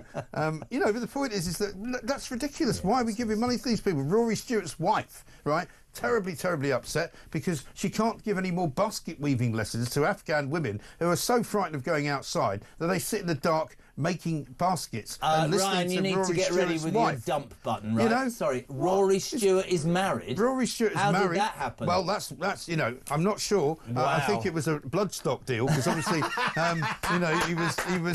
he was Newmarket Tattersalls. the Newmarket Tattersalls that did the deal. The wedding was in the Prix de l'Arc de Triomphe winners' circle. But anyway, listen, he's got 2 kids. He's just like the rest of us, except for the fact he's a complete wally. It's a complete wally, and I've got 4. And in the end, these people who are living high on the hog, thanks very much indeed to public money. Rory Stewart has never made any money from any business other than public money. When he was an MP, public money. When he ran to be Mayor of London, public money. His wife has been existing on millions and millions of dollars coming from USAID. And now they're crying and whining because it's been cut off. And quite rightly. It's ridiculous. And interestingly, just going full circle and talking about that, Trump, I haven't had a chance to talk to you about this. In 30 short days, he has got the globalist prime minister of this country. Now, I don't agree with his comments about Zelensky at all. I'm being completely honest. You don't have to agree with everything he says. No, but this is exactly what Tice said yesterday. Yeah. He said people need to... They're not going to agree with everything that he says. You've got to talk about what happens. What's he doing? And Keir Starmer, in 29 days, has been coerced into not having a review, but saying, I'm going to spend that money on defence. So, technically speaking, Donald Trump is now actually in charge of British foreign and defence policy. He is. Because all he has to say, do this, do that, and Starmer jumps. Yeah. He's got him on strict. So now it's 5:40. So are you going home to cook now, or is it not? No, because yesterday was a cooking day, so I made. I'm worried about your diet. What are you going to have for dinner tonight? Tonight I made some stuffed peppers with veal, a little bit of cheese, bit of rice. Be good. It's extraordinary how talented you are. Yeah, a glass of red wine. With that. Yeah, a glass of Waitrose cheapo £5.50 red wine. Very good. My friend, my best friend in the world, Sir Graham, who built quite a successful business. Thanks for giving that away. Yeah, not bad to build a business. His favourite wine is Pinot Grigio, $5.99 with ice, and won't go beyond that. Loves it. Listen, there are many ways to drink wine. I like to drink a lot of it, and I try not to drink too expensive a wine. Unless I'm paying. Yeah, unless you're paying. No, actually, that's not fair. No. I shocked Ian Collins. He's never recovered from the night we went out for dinner. You couldn't make it. And we ended up with me, him, Kevin O'Sullivan and Julie Hartley-Brewer. I ordered some wine. It was 105 quid. He's never stopped talking about it. Yeah, I'm surprised he was even there. Anyway, can I also say, Kev is not... Kev is on Have you tonight. talked about the bumper stickers, by the way? We've had a mass run. Sorry, this is extraordinary. Can we talk about this? On the bumper stickers. We launched it this morning. What are they? They're bumper stickers that say the home of common sense with my face on them. You put them on there and you are recognised immediately as part of the revolution of common sense. You can also say morning glory, picture of me, and of course... so I can have you on my back of my car? You can have me on the back of the car. I'm having terrible trouble getting members of my family to put me on the bumper, by the way. I don't know why. They say they don't want to be associated with me in case people I'm going to stick up for one of my best friends. Even though they're happy for you to go to work and give them money, yeah? Even though I've actually bought the cars for them, they still won't put them on. But anyway, look, we've run out, right? We've literally run out on day one. Thousands of people asked for these bumper stickers. We're going to make thousands more.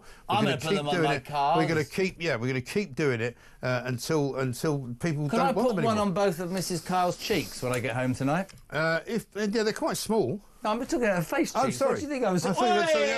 Good man. The legend that is Mike Graham is back tomorrow morning at 6 o'clock. 6 o'clock. How do every you do day, it, man?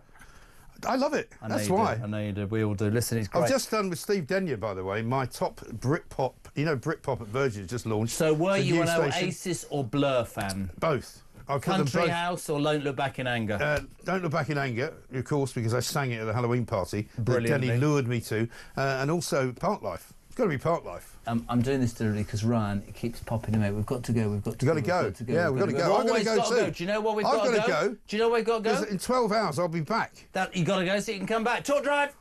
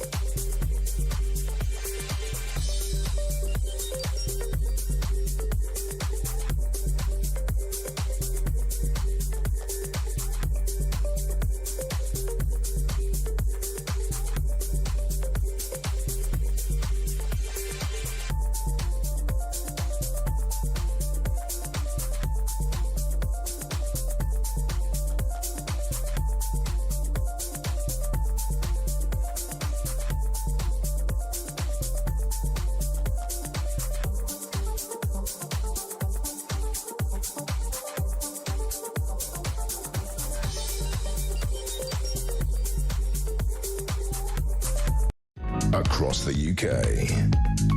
On DAB+. On YouTube. On your mobile. And on your side. This is Talk. Back 18 minutes to 6, sport on the way this hour and more of your calls. Don't forget Premier League action comes to Talk this week. 2 exclusive commentaries tonight, 7 o'clock Wolves Fulham. Tomorrow, fantastic game, Liverpool, Premiership. When they're going to win the Premier League, aren't they? But Newcastle, my second team, Liverpool, Newcastle. Both fixtures live and exclusive are on Talk. Thank you to Talk Sport, the commentary led by Ian Danter. But don't forget, you can still watch Kev O'Sullivan, his programme on Talk's YouTube channel and your smart TV. Premier League football action live tonight from 7. After me, Wolves Fulham, and after me tomorrow, Liverpool Newcastle. 0344 419 1000. Text to 87222. We head north to Lancashire. Andrew, you're on Talk Drive. A very good evening. How are you? Not so bad, Jeremy, but 1980 in the armed forces, we had 220,000 soldiers. You know that. 220,000 in... Yeah, we did in 20... We did. Trust me, I done Germany, Lionheart and Galahad. That's where you used to train. You know, like defences. That's what you used to do. But anyway, put to the point now. We cut back in the 90s. They made soldiers redundant. Obviously, we had to slim the force a little bit because Russia wasn't a threat. Now Russia is a threat again, and China. Maybe the argument is that Russia and China have become a threat because we cut our armed forces so spectacularly over so many years. You know, maybe so. Maybe so. So the point of putting forward to now, this is a godsend, really, what's coming along. But we need a lot more money for the armed forces, Navy and Air Force, because basically, I think we should have a national service. As Rishi Sunak says, we've got one of the best armed forces in the world. I'm not sure that the armed forces would want some of the people who would be forced to join, but I will say that I will say this. I think it's Let me just put my point forward. Go on. We want the people who want to join. Yeah, that's a true point, mate. We want to join. That's what I want to see. I mean, we need a good national health. If war ever broke out, we need a good national health, a very good police force. What do you make of this Labour government, quickly, Andrew? I'm not a fan of them, not one little bit of them, not one little bit. I worry... I don't think Starmer's but look, the last few prime ministers haven't been great. Another thing too, Donald Trump, threw a bit of paraffin on the fire, basically, to make this start. Because they don't want to be in Europe now. It won't be surprised in the next 3 or 4 years. But I'm not surprised. I'm sorry. I keep repeating this, and people are calling me unpatriotic. Why the bloody hell should we be defended by America whilst we cut budget after budget after budget? But it's all right. Yeah, good old America will look after us while we're funding. What did Mike say? One-legged lesbian Kabul summer is what he said. I don't know. I think Trump's just... I don't know where he is. I just think he was the wrong man to go in for me, personally. I would say only one thing about Donald Trump. In 29 short days, and I don't agree with everything he says in any which way at all, and I mean that, but in 29 to 30 short days, he's got the Prime Minister of this country to commit to something that he'd promised in his manifesto and then kick down the path. Good to have you on, Andrew. Andrew in Lancashire. Let's go north. No. Oh, posh. We're going to Dorset. Peter, a very good afternoon, sir. How are you? I'm very well, thank you, and how are you? Whereabouts in Dorset? Just about a few miles north of Bournemouth. Oh, where? Ferndown. Oh, right near me. What do you want to say, Pete? Well, I hear all you presenters talking about Starmer and saying, he doesn't like the country. And as far as I'm concerned, the whole thing is far too tame. This guy is evil. Mm-hmm. It's not a Labour government. It's not woke. It's not a Labour government looking after the working people of the country. It's absolute evil. He's destroying the country. People need to understand they are destroying it. I think it would be fair. I think it would be absolutely fair to say, well, yes, we've got to try and I'm interested by your comments, because a lot of people would say that this station is very, very anti-Labour and very right-wing and all those sorts of things. But what I would say is this: I think the Tory party needs to be held to account. Such a bad job did they do. So little were the British people listening to themselves that the British people forgot quite what was going to happen. Many people told them what Starmer was like in the broadcast media. Well, some did, many didn't. The reality is you're absolutely right. This is a globalist. I don't believe he's proud of being British. I think he would do anything to increase public services and screw anybody that's ever made a success or built a business or made any money whilst taking his title and living in his £4 million house in Islington. Oh, sorry, that's being rented out at the moment. I agree with you. I think Ed Miliband is one of the most dangerous politicians and ministers we've ever had with this net zero thing. I think our foreign secretary is an utter disgrace, giving away land like the Chagos Islands, and I think our Chancellor's not only out of her depth, but I think she's a bloody liar. I completely agree with you. They're dangerous. Dangerous. But Jeremy, can I just say, this business has come out about defence. Starmer stands up in Parliament saying we're going to have a 3% by 2030. Oh, and just because Trump has stood on his head, perhaps, he says, oh, it'll be 2.5. He's doing everything he can not to spend on defence. Of course. We've got Poland at 4.7%. We were at 7% in the Cold War.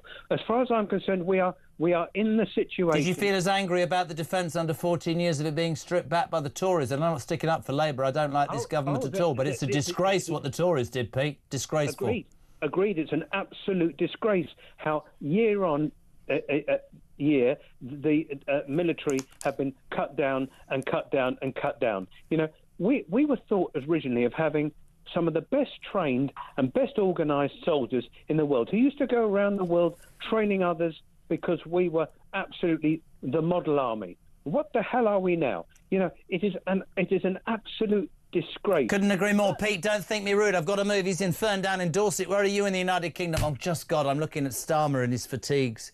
That's like an action man with a... Oh, dear God. 0344 499 1000 is my telephone number. You can text me 87222. Start your message with the word talk. 12 minutes to 6 and sport with, what, Sam Allard's deigning us with his companies. Next on Talk Drive.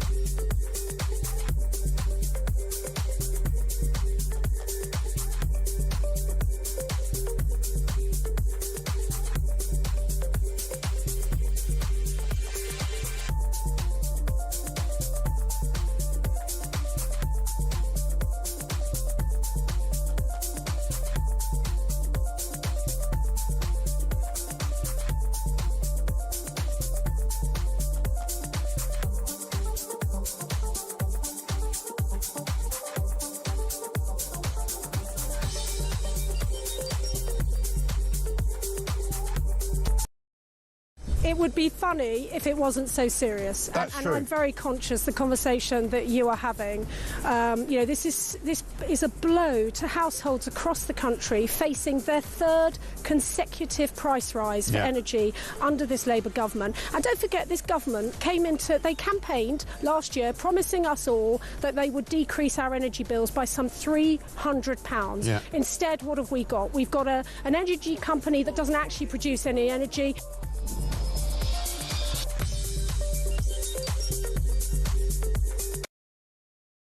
Across the UK, on DAB+, on YouTube, on your mobile, and on your side.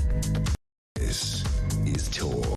Here's an idea for you. Jez, I wish you and Mike could do a show together. It's hilarious and uplifting in these dire, awful Labour times. Love your shows, guys. Sandra from Sunderland. There's the thought. Listen, how cheap would that be if you did one with the two of us? 0344 499 1000. Text to 87222. Push the button, Ames. It's almost... Sport Summary on Talk. It is Tuesday night, and you know, when I started Drive Time, it was a year ago, a young man literally begged me. He said, please, please, please, please, can I be involved? I just do this little show on Talk Sport that nobody listens, and I want to be involved. Just I said, of course, Sam. As his star has increased in ascendancy, he sort of decides on what days he's going to turn up. So yesterday, nothing.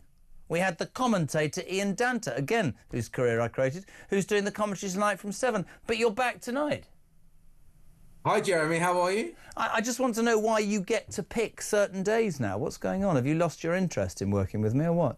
Absolutely not. I love coming on Talk. It's one of the best things I do all week. I'm here this evening. I'll be with you in the studio tomorrow. And I'm looking forward to being back on. Thank you for having me on, I should say, really. Can I just say that if you are so good and your career is doing so well, from 7 o'clock tonight, we are taking Talk Sports Wolves versus Fulham, and tomorrow we're taking Liverpool-Newcastle after my show. But you're not doing commentary on either. No, I'm not a commentator, so no, I'm not doing commentary. So it's not going that well then?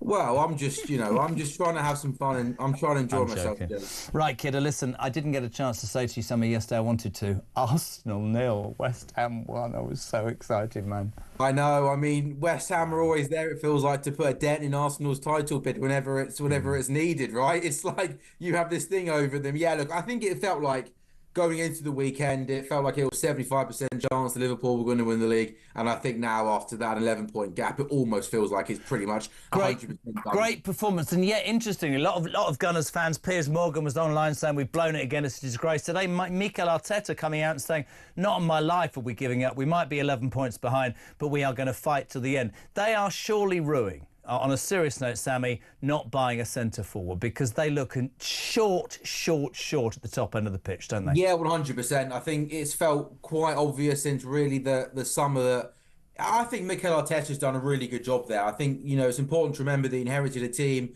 that finished 8th and 8th, and then he sort of got them into the Champions League, and then they came so close over the last couple of years. And he's a good coach. I think he's got a good group of players. And it just felt like in the summer, having come so close and done so well, when they just needed that extra little bit of money to go out, and as you rightly say, sign that, you know, sort of marquee centre forward, score 30 goals. They haven't done that. So I think he's missing his buddy Edu. Seriously. Yeah, 100%. I agree. I think that those two are a great match. And one of the things that Arsenal got right, I think, for the majority of Arteta's reign is their recruitment has been really good. Oh, you stopped there. You see how they can say more. I was going to also add a point. Edu, of course, who was his sidekick, who was the director of football, who left to work for, I can never know the guy's name, but he runs, I can never say. Well done. He owns Nottingham Forest and Olympiacos and Marseille, I think. But actually, Edu's got the golden touch, because look how well Nottingham Forest are doing. They nearly beat Newcastle on Saturday. Let's talk about tonight. Wolves Fulham, exclusively live on Talk. Very exciting for us to have this from 7 o'clock tonight. Yeah, how great is this, by the way? I mean, you know, you've got 3 radio stations doing commentary tonight. It's great. There's Chelsea Hampton on TalkSport, Palace Villa on TalkSport. So, as you rightly said, Wolves Fulham on TalkSport. Yeah, I think Fulham are a team that are sort of hovering around the European places. They're 10th in the table. So, Jess, Fulham in 10th place, right?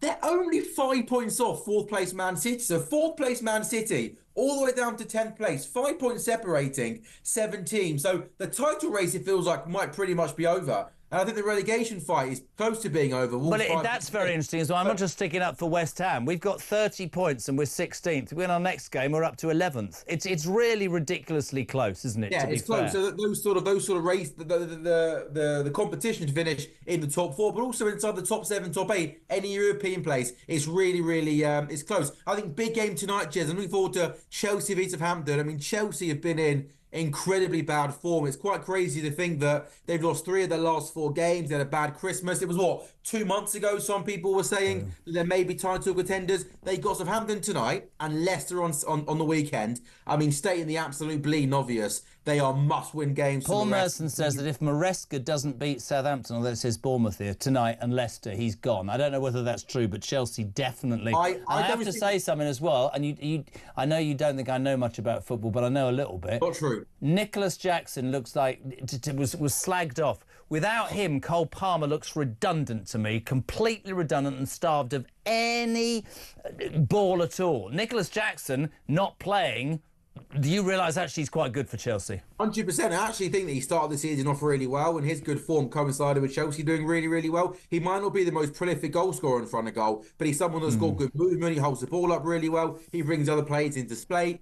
His runs will create a lot of space to Cole Palmer. So I absolutely agree with you, Jazz. And I think you know a lot about football, so you're putting words into my mouth. I got all three right last week. I called that 2-2 draw. Let's do it. Let's go. Wolves-Fulham tonight, exclusively live on Talk. By the way, you can still watch Kev O'Sullivan's programme, 7 o'clock on Talk's YouTube channel or your smart TV. Bear that in mind. Kev O'Sullivan, fantastic show. You can watch it on Talk's YouTube channel or your smart TV. But on the radio side, Wolves-Fulham. I'm going absolutely 100% for a draw. Okay, you know what? I'll go away win. I'm going to fancy Fulham to nick one of the death. 2-1 Fulham. Fulham win. Brighton, Bournemouth. Honestly, both of these teams blow hot and blow cold. You're going to hate me. That's got draw written all over it as well. I don't want to agree with you, but I'll agree with you. I'll sit on the fence there as well and say score draw. Villa beat Palace away from home. What do you reckon? I'm going to go Villa as well. Villa, 4 points from 2 games against Liverpool and Chelsea. Just to hack my wife off, because she spends most of her time pontificating about Ian Collins, massive Chelsea fan, whole family of Chelsea fans. Oh, really? I think Southampton are going to get a draw tonight and the pressure will ramp up on Enzo Maresca. And I'll just be incredibly boring and go for a Chelsea victory. But yeah, that would be some cool. So your wife's a big Chelsea fan, is she? Oh mate, the whole family. They're trying to indoctrinate my children, all of them. It's dreadful. You've got to make sure your kids, though, your little one supports West Ham, right? They all sing blue is the colour. Shut up. Champions Trophy, you're a big cricket fan. England, Afghanistan. They need to basically beat Afghanistan and South Africa to get through to the semi-finals. Great performance with the bat against Australia, 351. The bowlers were crap. What do you reckon against Afghanistan? Can we beat them? Yeah, must-win game because South Africa and Australia, there was no play today, so they got a point each. So they got 3 points. England got none. So yeah, you're right. Got to win. Jez, I don't want to be a Debbie Downer, but this England team filled me with no confidence, especially against an Afghanistan team that've got lots and lots and lots and lots of good spinners on wickets that are spinning and turning. There's just something about this England white ball team at the moment. They just don't seem... I'll tell you what it is. It's square pegs in round holes. When it worked with Moeen Ali and there were different players, it's all about batsmen who can bowl. It's four seamers and 7 big sloggers. It doesn't feel right. They've taken... what's the name of that spinner who's been called up? I can never get his name. Rayan Ahmed. Yeah, I mean, that might make a difference. But for me, yeah, I think they're in trouble. They beat Afghanistan, but I don't think they beat South Africa.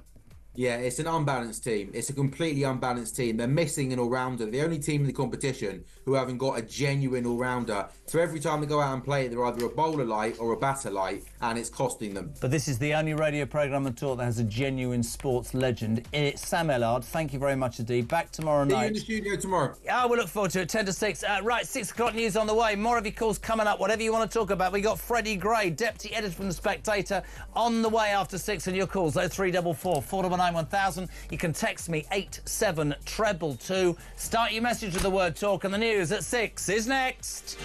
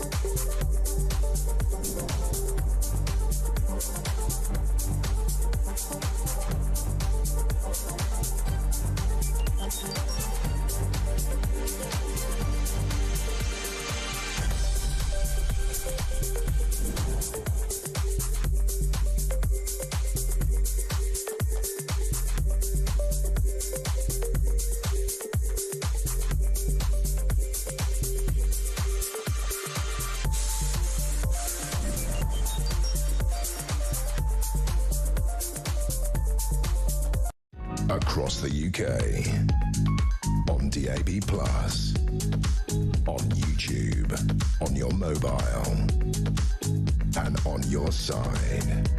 This is Talk.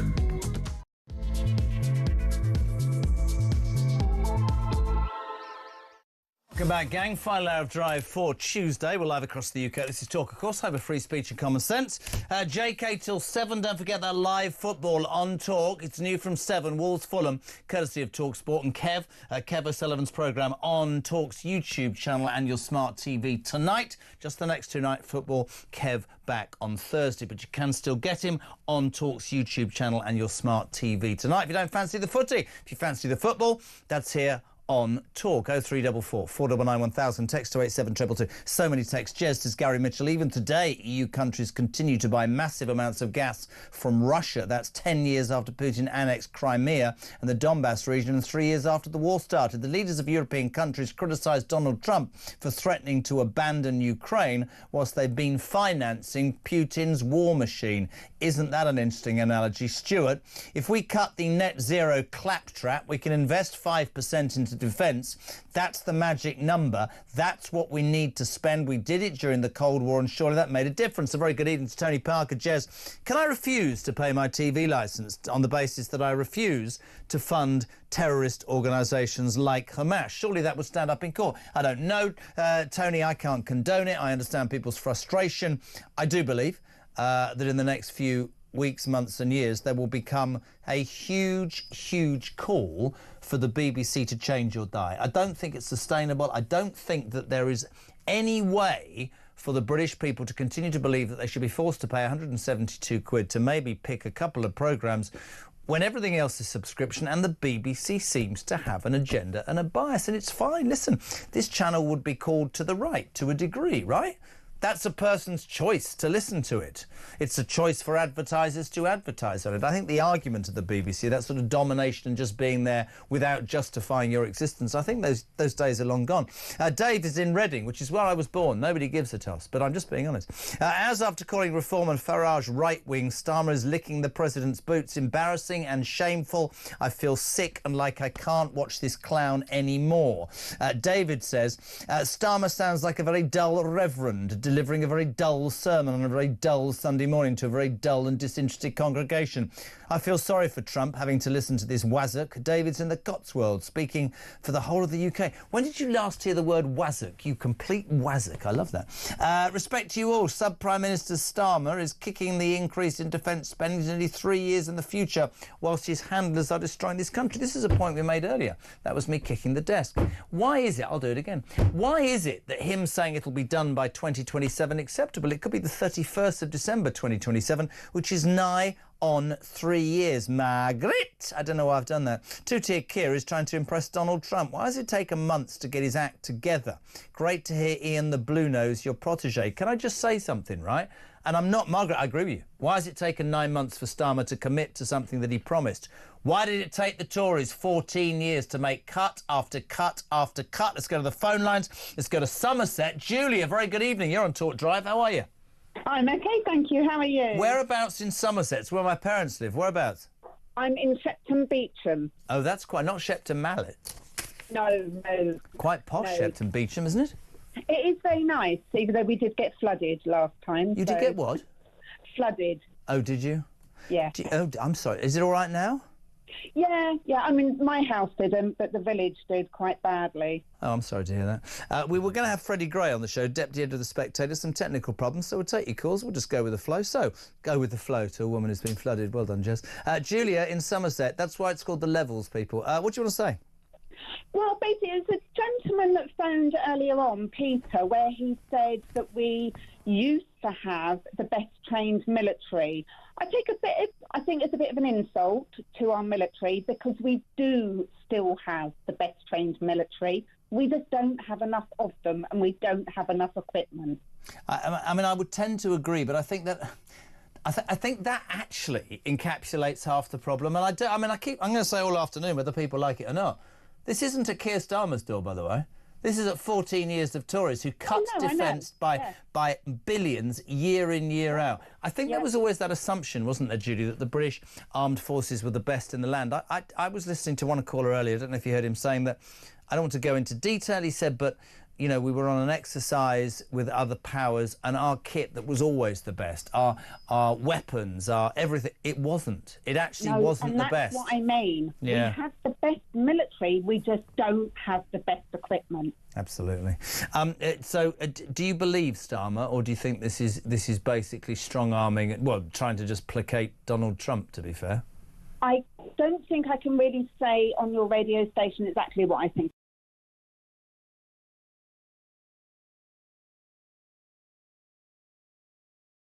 OK, well, you're not going to dump that because that actually... Why are you dumping... Honestly, what is wrong? I think that's a pregnant goldfish, I think that's allowed, but there you go, she's made her point. 03... I love it. Well done, Jules. 0344... Ryan's going, you can't let that go out. Why not? 0344 499... He's right. 499 1000. Thank you, Julian Somerset. Let's go to north to Birmingham. Richard, you're on Talk Drive. Whereabouts in Brum, me old son?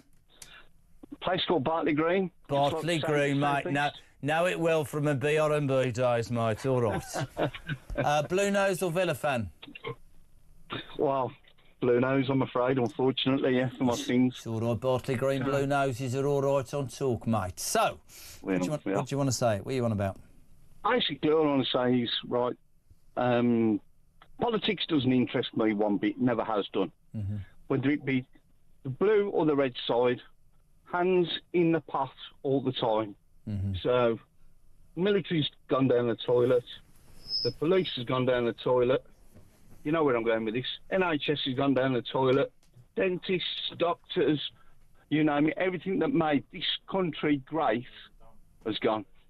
Why do you think that is? Serious question. Is it just money, or do you think it is...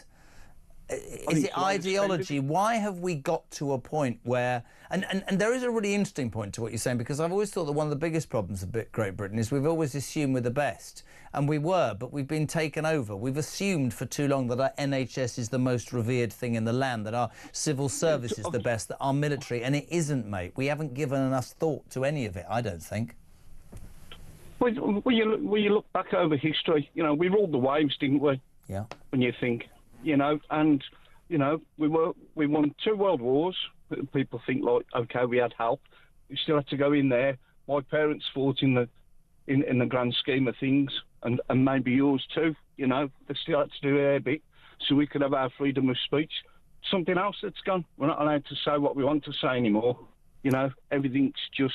I guess, I get, you know, I hear it in your voice, and I think a lot of people would share that sentiment. I'm really frustrated with, like, you know, we're having to, like, sort of match funds to make Trump a happy man. But if we hadn't have started the cuts in the 80s, we wouldn't be doing this now, surely. Completely. We'd be looking at our NHS services, our fire services... But I think I think alongside that as well, and I think you're right, and I think there's been this sort of ideology that's changed, but alongside that, hand on heart, Rich, this country has become, and all the leftists hate me when I say this, but we seem to care about the things that, yes, might be worth caring about, but not in line. We seem to give greater precedence to the perpetrators of crime than the victims. We see, whether people like this or not, we seem to treat illegal migrants better than we treat an 80-year-old friend of mine's father who spent hours on the floor last night, having paid taxes and been a good man all his life, cracks his hip and can't get an ambulance. It's disgusting. There are old people waiting weeks, months to see a doctor, and yet you can come in a boat and see a doctor the following morning. How the hell do you sell that to the British people? It doesn't make sense to me.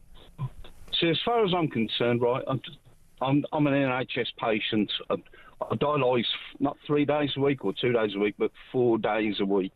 Now, you see these people, they work their guts out, and for very little or no thanks at all, I think, sometimes. You know, and to hear stories about, you know, whether it be your father, your father-in-law, or your mothers and mother-in-laws that are lying down on the floor for 10 hours, it is disgusting, but that's... Unfortunately, that's the government to put us in this position, whether it be red or blue. Interesting points. Really appreciate it, Rich, and really, really good to have you on. Thank you so much indeed. We're staying in Birmingham. Now, this is not a joke, Ryan, but you might laugh. Shirley's in Birmingham. isn't it, Shirley? Yeah, hi. No, slow down, hi. Shirley. Shirley is in Birmingham, isn't it, Shirley? Yes, that's correct. There's a place, Ryan, in Birmingham called Shirley. Are you Shirley? Are you in Shirley, in Birmingham? No, I'm not. No, I'm not. Where are you in? Shirley, where are you? I'm not far from Five Ways. You're not saying where you are? It doesn't matter. I'm not coming to visit you, love. You're all right. Crack on, then. What do you want to say?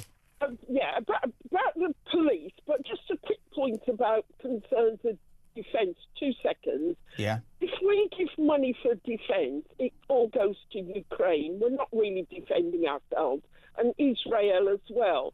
So when Starmer, quick point, puts a bigger defence budget, it goes abroad. He's not really caring for us. Interesting point. I don't know, but I suspect he must mean. I mean, I can only assume Shirley, not in Shirley, in Birmingham, that he must surely be talking about updating our army, not just in terms of recruitment, but in terms of equipment and logistics. I would hope so, because that's the threat from what's going on in the world. But what was your other point? Yeah, my other point about the police. Yes. About the police. It just came to me, just to say half a second to say this. Starmer feels it's best if we have a European army working as a group. So he'll move towards that. But as far as the police are concerned, I think it's very upsetting that they can come in your house with no warrant. Because what if your phone's not stolen? You've got your bank, your doctor, your medicines, everything's on your phone. And if the police take it claiming it's stolen and it's not, what happens then? And they've smashed your house up. It's interesting, though, and the point that this is, if people are just tuning in, this is a response to, this is Labour's flagship crime and policing bill that was announced today. Police to get new powers to enter properties without a warrant if tracking apps such as Find My Phone show stolen gadgets are inside. They're going to deal with phone snatchers and e-scooter thugs. I'm not against that. It could be abused by the police, but my point here, Shirley, not in Shirley in Birmingham, is very simply this, right? Which is, I would have thought that the rape of children, the abuse and mugging of old ladies, the trashing of shops where nobody bothers to even go from the police might be a little bit higher on the Labour Party's agenda. Shirley, not in Shirley in Birmingham, thank you very much indeed. Let's head, I'm going to say a little bit up. Nottingham. Adam, you're on Talk Drive. A very good evening. How are you? Good evening, yes. Whereabouts in Nottingham? Right in between Nottingham and Derby, but I was born and bred in Nottingham. I'm Hina. Oh, lovely. What do you want to say, my friend, on Talk Drive? Yeah, no problem. I think it was your friend you were saying who had to fell over and had to wait 10 hours for One of my best mates' father-in-law spent nearly 10 hours on the floor last night with a fractured hip, aged 80, waiting for a bloody ambulance. He spent 60 years working, providing, paying his tax, supporting a business. What does it say about this country? He has to wait 10 hours. It's a disgrace. Absolutely, and I agree with it. And it reminded me of the thing that happened a couple of years ago. Now, my dad currently is Alzheimer's, is in care. That's a whole other issue, but he was at Mary Potter's a few years ago with my sister, and this is a medical centre. I don't know if you know, but it's like a doctor's office, medical centre thing. And he had a fall near the entrance, and he was laying there on the cold floor for a couple of hours. This is according to my sister, because my sister was with him. Nobody helped him. It's full of nurses and medical staff. I walked over him. You know, the thing about the thing about the NHS, which isn't something we've been talking about today, but this is your show and you can talk about whatever. The thing that I really do believe, I've sat and I've listened to people arguing about the NHS, and they'll say, listen, it needs more money, and then other people go, no, it needs that money spent more effectively. There's too many quangos, and they're spending money on diversity, this, that, and the other. I think that the United Kingdom in its entirety need to get the NHS off its bloody pedestal, take your rose-tinted spectacles off and go, look, one of the greatest inventions in the modern world, but we have a bigger population, a much bigger population, we have a much older population, and it ain't fit for bleeding purpose. We need the NHS 2.0. It's a great suggestion, but it just doesn't work. It's a bit like the ECHR. Start again. Don't you agree? Absolutely. I mean, again, going just only a few weeks ago, taking my dad into the hospital after another fall, you can actually see this. You know, it needs questioning. Slow working, as in they purposely. I saw some of the staff purposely walking very slow from one place to another. I mean, you have to. I think they have. I'm going to jump in now. Aren't nurses supposed to walk slowly in hospitals so as not to panic patients? No, this is effort. This is making effort to go very slow. This is like Ryan walking to the toilet during the show. He walks very, very slowly to the toilet. Adam, thank you very much indeed in Nottingham. I was hoping he was going to say another place, and then I could have done the joke that I've been waiting desperately to do. I'm told that Freddie Gray is going to be with us after the break. Loads of you texted, by the way, and I'm always aware that if we don't read them out, it's very disrespectful. Let's do a couple. 87222, start your message with the word talk. JK, seeing Starmer in that army gear made me think, imagine as a soldier you go to the front line with him. The rest of his unit would surrender to the enemy straight away due to being such a dull and useless man. There you go. Christina. Jez, hasn't Lisa Nandy hinted they will retrieve the BBC licence paying money through taxation? God knows. Can somebody find out if that's true? Hello to Mark Overton. Jeremy, your earlier caller was so right. Starmer's level of evil is understated enormously. The man is wrecking our nation. This is really interesting, by the way, Mark in Norfolk, he'd be even worse if it wasn't for Trump and it wasn't for Farage. It does make you wonder, though, about that defence cut, whether actually if Trump hadn't sort of pressurised, whether indeed he would have been that quick. Perhaps Starmer, says Rob Lane, could take the 400 grand back from the BBC and kickstart our defence purchasing. Rob, I'd say this. I think he can quit giving away the Chagos Islands and 9 million quid to Mauritius who don't even want it and are probably in cahoots with China and spend that $9 billion on the defence industry. Talk Starmer and increasing defence spending all of a sudden. Never trust a man who promises to do tomorrow what he should have done yesterday. Malcolm's in Hampshire. JK, wow, 3 Brummies, that says it all. We all tune in to talk. I start in the morning with the legend Mike Graham and finish with you in the evening. Well, you're very kind. 0344 499 1000. We are here. It's 6:20. We're live across the United Kingdom. Freddie Gray, am I right, Ryan? Ryan's looking worried. The thumb's gone up. Freddie Gray, deputy editor of The Spectator, is next on Talk Drive.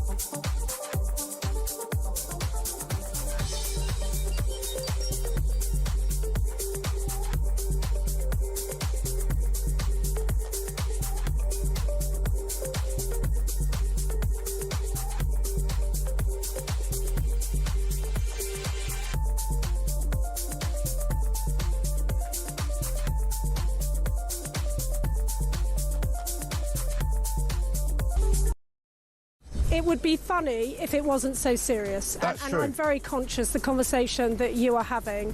You know, this is a blow to households across the country facing their 3rd consecutive price rise for energy under this Labour government. And don't forget, this government they campaigned last year promising us all that they would decrease our energy bills by some £300. Yeah. Instead, what have we got? We've got an energy company that doesn't actually produce any energy.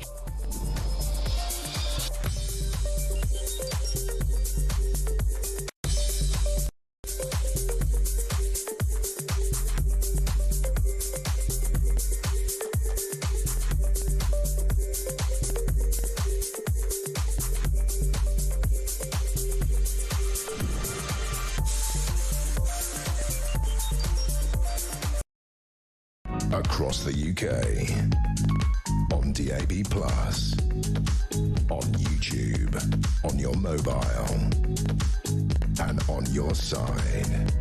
This is Talk.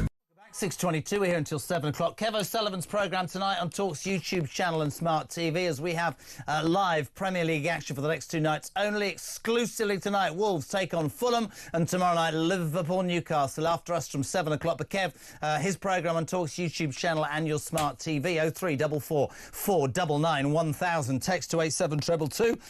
Better late than never then. Freddie Gray, Deputy Editor of The Spectator. What's wrong with you, man? You can't be 20 minutes late. What's going on?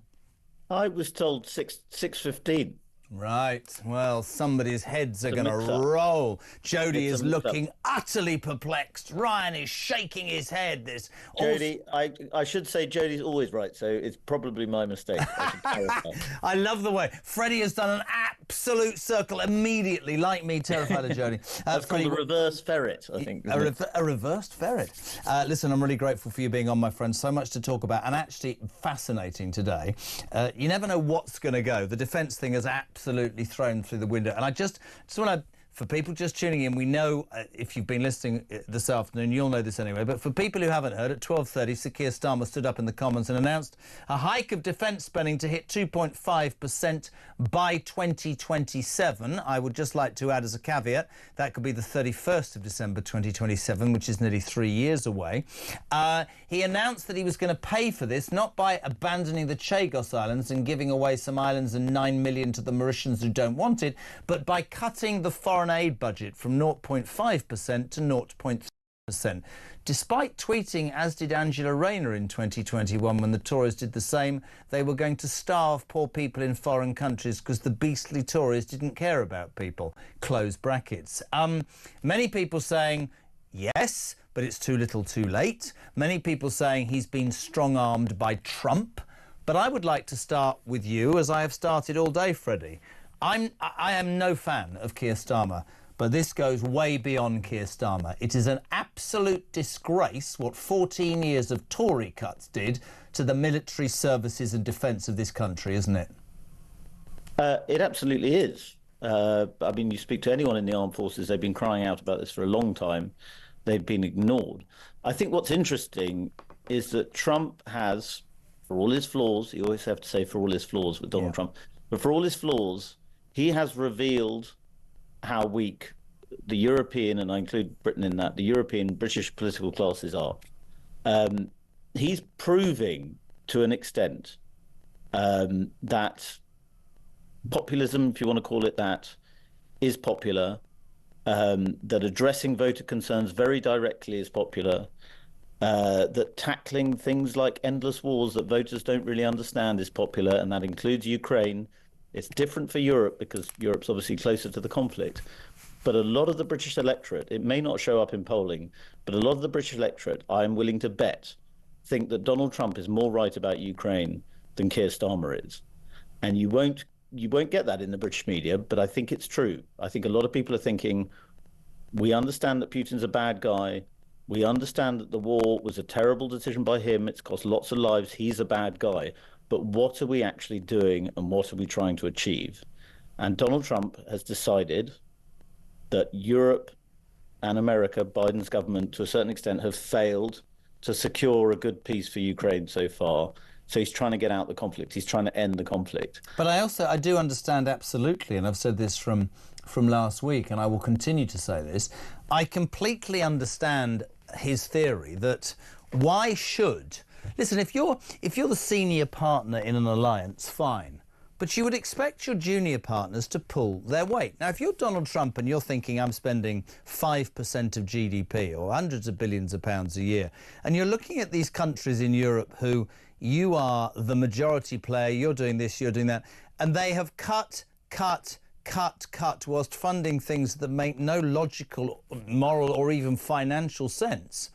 What's the harm in saying that? Because I tell you something that's happened straight away. To me, Starmer's blinked and shown his weakness. And when he gets to Washington, D.C. next week, I expect, Starmageddon will think, oh, it's going to be great. If I was Trump, I'd be thinking, I can play you like an absolute good one from now on and you can't do anything about it. Well, and exactly as he did with Macron.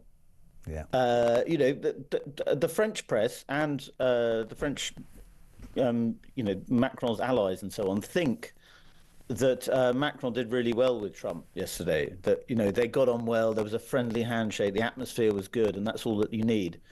But no, I don't think Macron extracted anything he wanted from Trump. Keir Starmer's going to do 2.5%. As someone said, the Donald doesn't do decimals.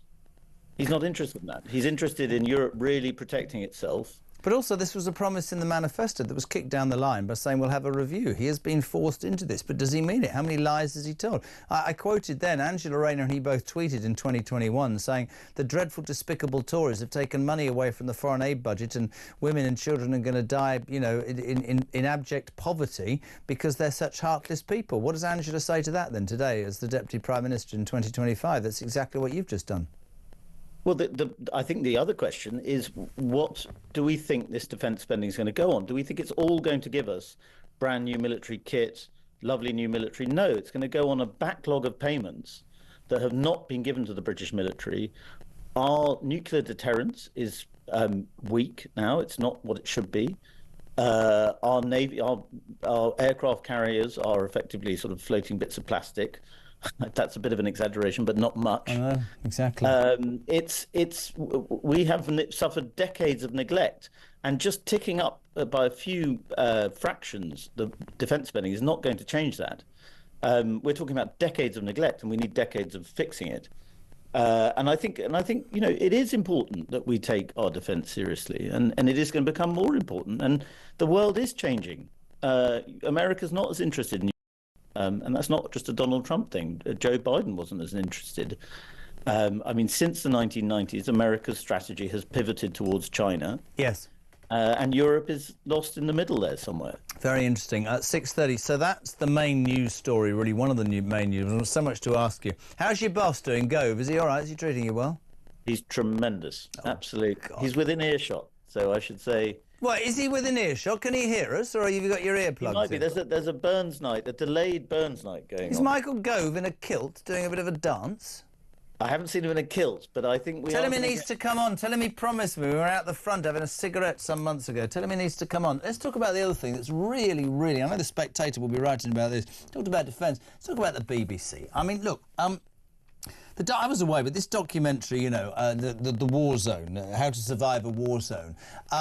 this thing blew up, excuse the pun, because it turns out that the BBC spent 400 grand, although they say now they gave it to a production company. There needs to be due diligence. I would suspect from my television background, you need to check your due diligence on a production company before you give them £9.5 million. You then get a 13-year-old son of a Hamas to sort of spout about how dreadful it is, and I'm sure it is absolutely dreadful, but there is, without any shadow of a doubt, it's fair enough to say that is ultimately biased and wrong, and people have every right to then look and go, why are we paying 172 quid? The BBC seems to make mistake after mistake, and I find it, and I genuinely mean this, the news today that a BBC Gaza documentary cameraman appears to be celebrating the October the 7th attacks and retweeting.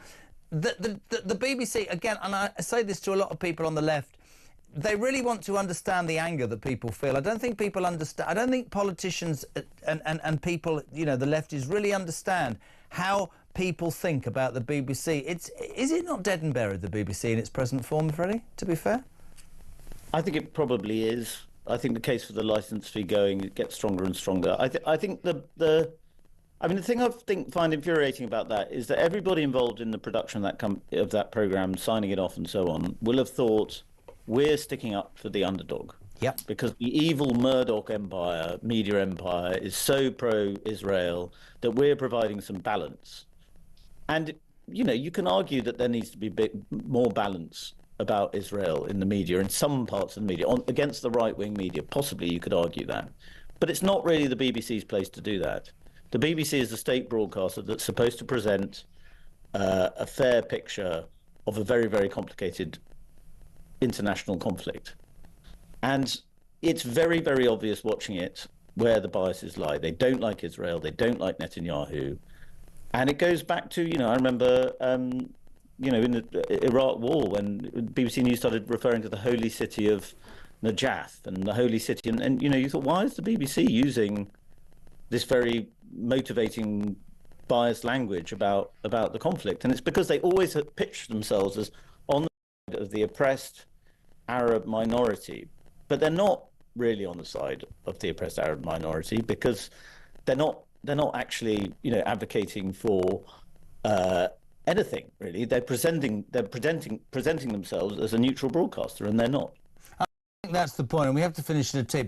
But for me, if you are a state broadcaster, and if you're a subscribed channel, you have every right to be in whatever direction you want, because you can make the choice to pick that and to watch that. But if you are a state broadcaster, it cannot be that there is this much bias. And again, I think that politicians, the length and breadth of this country, have to understand the frustration that exists, and it's not going to go away. People are becoming more and more, in my mind, upset, concerned and confused about what they think the BBC is. Freddie, I know you were late, but you're always the absolute bomb. We really, really appreciate you.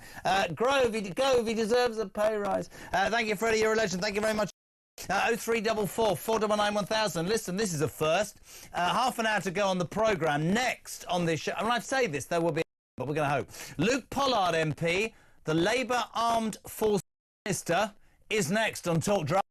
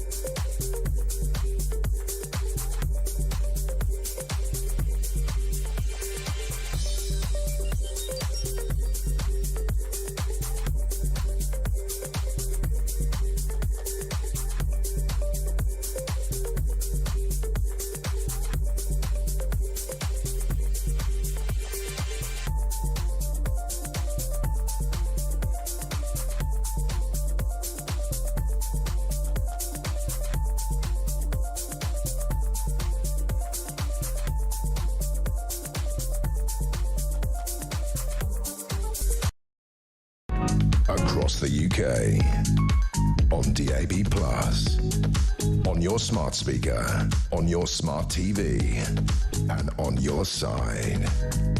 This is Talk. Welcome back. 25 to 7. We're live across the United Kingdom. As I said, delighted now to be joined by the Labour MP Luke Pollard, Armed Forces Minister, talking to us. Where is he? From Latvia, 100 miles. Don't do that anymore. I'm fine. From the Russian border. Luke, welcome to Talk Drive. How are you?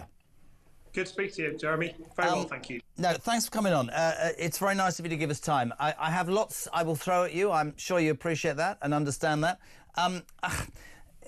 During the election campaign, your manifesto, led by your now Prime Minister Sir Keir Starmer, said, and I quote, "We will increase defence spending to 2.5 GDP when we become the new government." You duly became the new government. The first thing you did was instigate, as Labour and many Conservative governments, to be fair, have done in the past, a review. And it seemed to many at that moment that it was kicked down the road. Now, what's happened is that we've had this announcement today, 12:30 in the House, from Sir Keir Starmer. It would be fair to say that the cynics, whilst appreciating that this had to and should have happened, this has happened only and been rushed through because your leader and our Prime Minister is due in Washington, D.C. next Thursday with Donald Trump, who's frankly strong-armed the United Kingdom and most of Europe to getting their heads out of their backsides and doing what they should have done years ago. And by the way, let me quantify that. 14 years of Tories should have done this as well. And I make that point. I've made it all day. Well, it's certainly true that the urgency of the situation demands action. That's why the Prime Minister's made the decision today to increase defence spending from 2.3% to 2.5% in 2027. That's a £13 billion boost. It was in our manifesto to increase defence spending to 2.5%. And what the PM has set out today, I think, is a necessary, prudent response to the fact that the world has fundamentally changed. We know that we're in a more unsafe world. We know that Russia has not only committed assassinations on UK soil, is threatening our friends and allies, and is waging an illegal war against our friends in Ukraine. That's the context for why we commissioned a strategic defence review to look at what are the threats facing us and what are the capabilities I get needed. that. I get your strategic defence view. The point I'm making for our viewers and listeners, and there are a lot of people who are saying it's time, and as I've made the point to you about the Tories and 14 years of, I think, disgraceful cuts. It was too easy. But you would surely understand the electorate consider this has been rushed through to placate Donald Trump, who 30 days into his second tenure of the White House, love him or loathe him, there's many things that he says that a lot of people, including myself, don't like. But actually, Europe, including the United Kingdom, has jumped very quickly to his tune and is dancing to his tune over something that should have been done straight away, shouldn't it? Well, I think it's certainly right that there is a new situation here. The Prime Minister said to the Commons today that there's a serious situation, that there's an urgency that requires action. He's also been clear on the international stage that European countries like the UK, like our partners across NATO, need to do more. Yep. Now, that's not only about spending more money on defence, that's about stepping up our support for Ukraine to keep them in the fight tonight, because with all the talk of peace, I think it's important we don't jeopardise the peace by forgetting about the war, because at this very moment, Russian glide bombs are landing on the front line in Ukraine. We know that civilian infrastructure will be targeted by Putin on his nightly aerial raids of Ukrainian cities and towns. And that is the changing nature of the security environment that we're facing. Now, we promised we'd increase defence spending. We've set out today that will do it. And when the SDR, this defence review, is published, that will set out clearly what we're spending that increased defence funding. Well, I was going to ask you that if you can give us, if you can't, that's fine. But if you can give us any details, many people texting and calling the show this afternoon saying, where does that money go? OK, so that, I mean, give us just very quickly, how much is the money? Did you say £13 billion?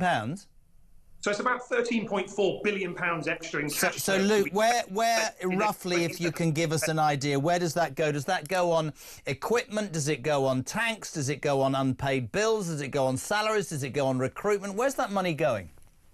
That's a very fair question.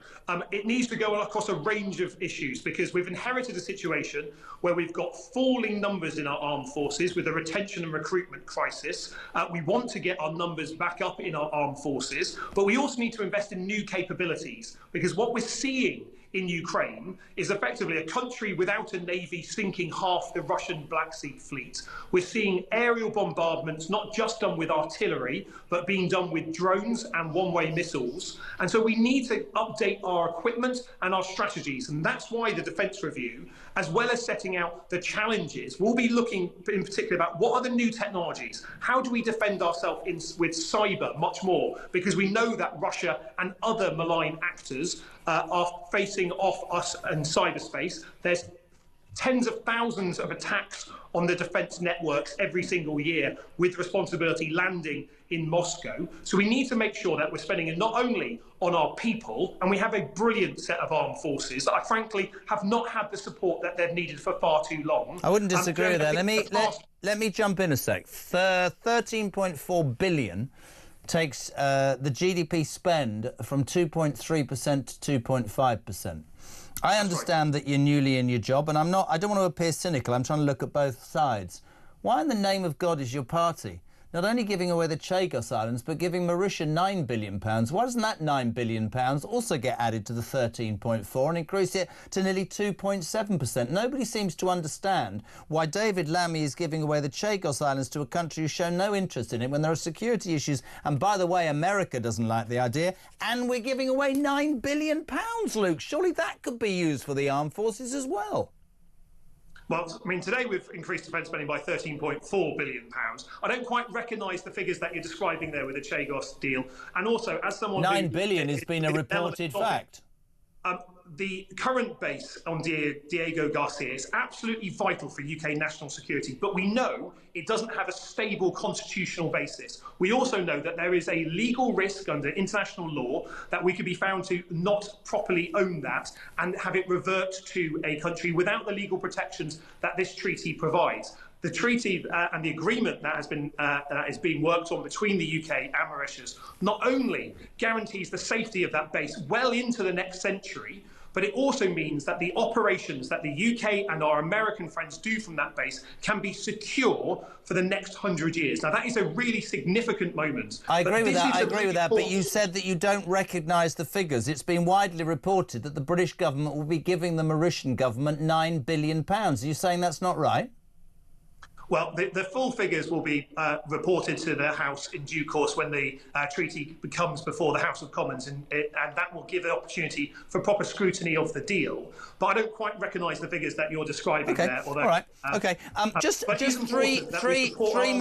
three more questions, really, and I'm not a fan of Ed Davey at all, but the Liberal Democrats made a point today in the Commons. I'd like to put this to you as the Armed Forces Minister. They said, yes, we agree with increasing the government spending budget. We'll talk about foreign aid in just a tick. They think you should attract, or rather attack, some of this dirty Russian money that's kept in a lot of European countries, billions of pounds. What's Labour's response to that tonight, Luke?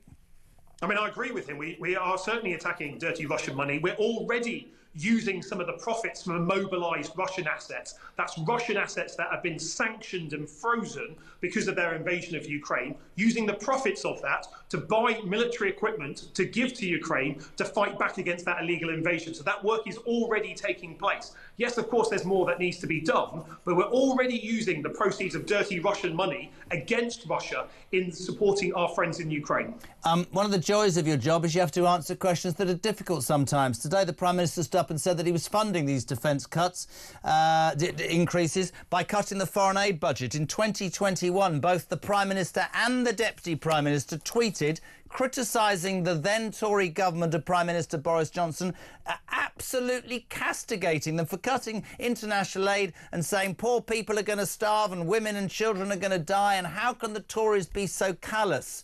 And yet today, my friend, your government and Prime Minister have done exactly the same.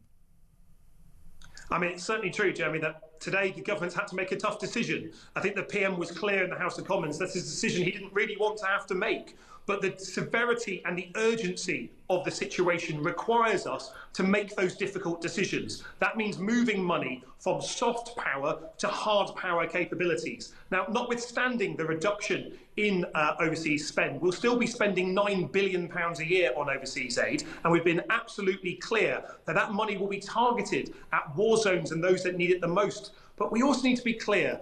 We live in incredibly difficult times here. I get that. These decisions are hard and difficult. But there were hard times during the pandemic when your leader and deputy leader were ridiculing the then Tory government, who probably didn't need to be ridiculed, they did it themselves, over cutting the international budget. My big question to you is this. Can you guarantee, Luke Pollard, Armed Forces Minister, that there will be no new tax rises in the ensuing months to pay for this increased defence spending, and in fact it will come absolutely out of that foreign aid budget? I mean, the Prime Minister has been very clear today. The increase of £13 billion to 2.5% of GDP being spent on defence will be funded by cutting the international aid budget. That's been set out clearly in the House of Commons today. But this is not just about increasing our defence budget. It's about creating more jobs and growth as well, because that increased spend will be spent using a British industry, our British ingenuity, to provide new platforms, new support, new facilities for our armed forces. It is an engine for growth. And when 1 in 60 jobs, over 430,000 jobs in the UK rely on our defence industry, this is not only about keeping us safe at home and secure abroad, this is about making sure that we're growing the economy as well, which is what defence does. 68% of defence jobs are based outside London and the South East. And look, I'm a Plymouth MP, I represent a South West seat. I know how important defence is for our regional economies. This is a spending boost, not just for our armed forces, but for our regional economies as well today. Much was said in the last government about how Ben Wallace, the then Defence Secretary, James Heappey, were constantly on at Sunak, and before that Johnson, to increase defence spending. And I've made my point about the Tories very clear. Have you and your boss, John Healey, been at Starmer to do this? Were you surprised by the speed of this decision? Is it something you've been canvassing for? No, I mean, I think we're vindicated for having argued to put 2.5% of GDP on defence in our manifesto in the last election. The world is a deeply unsafe place, and it's getting more unsafe by the day. We know the threats we're facing are more serious, and what we've seen in the past couple of weeks means that Europe needs to step up. Britain needs to do more. That's why we're spending more on defence and supporting our Ukrainian friends with additional equipment, additional kit and support.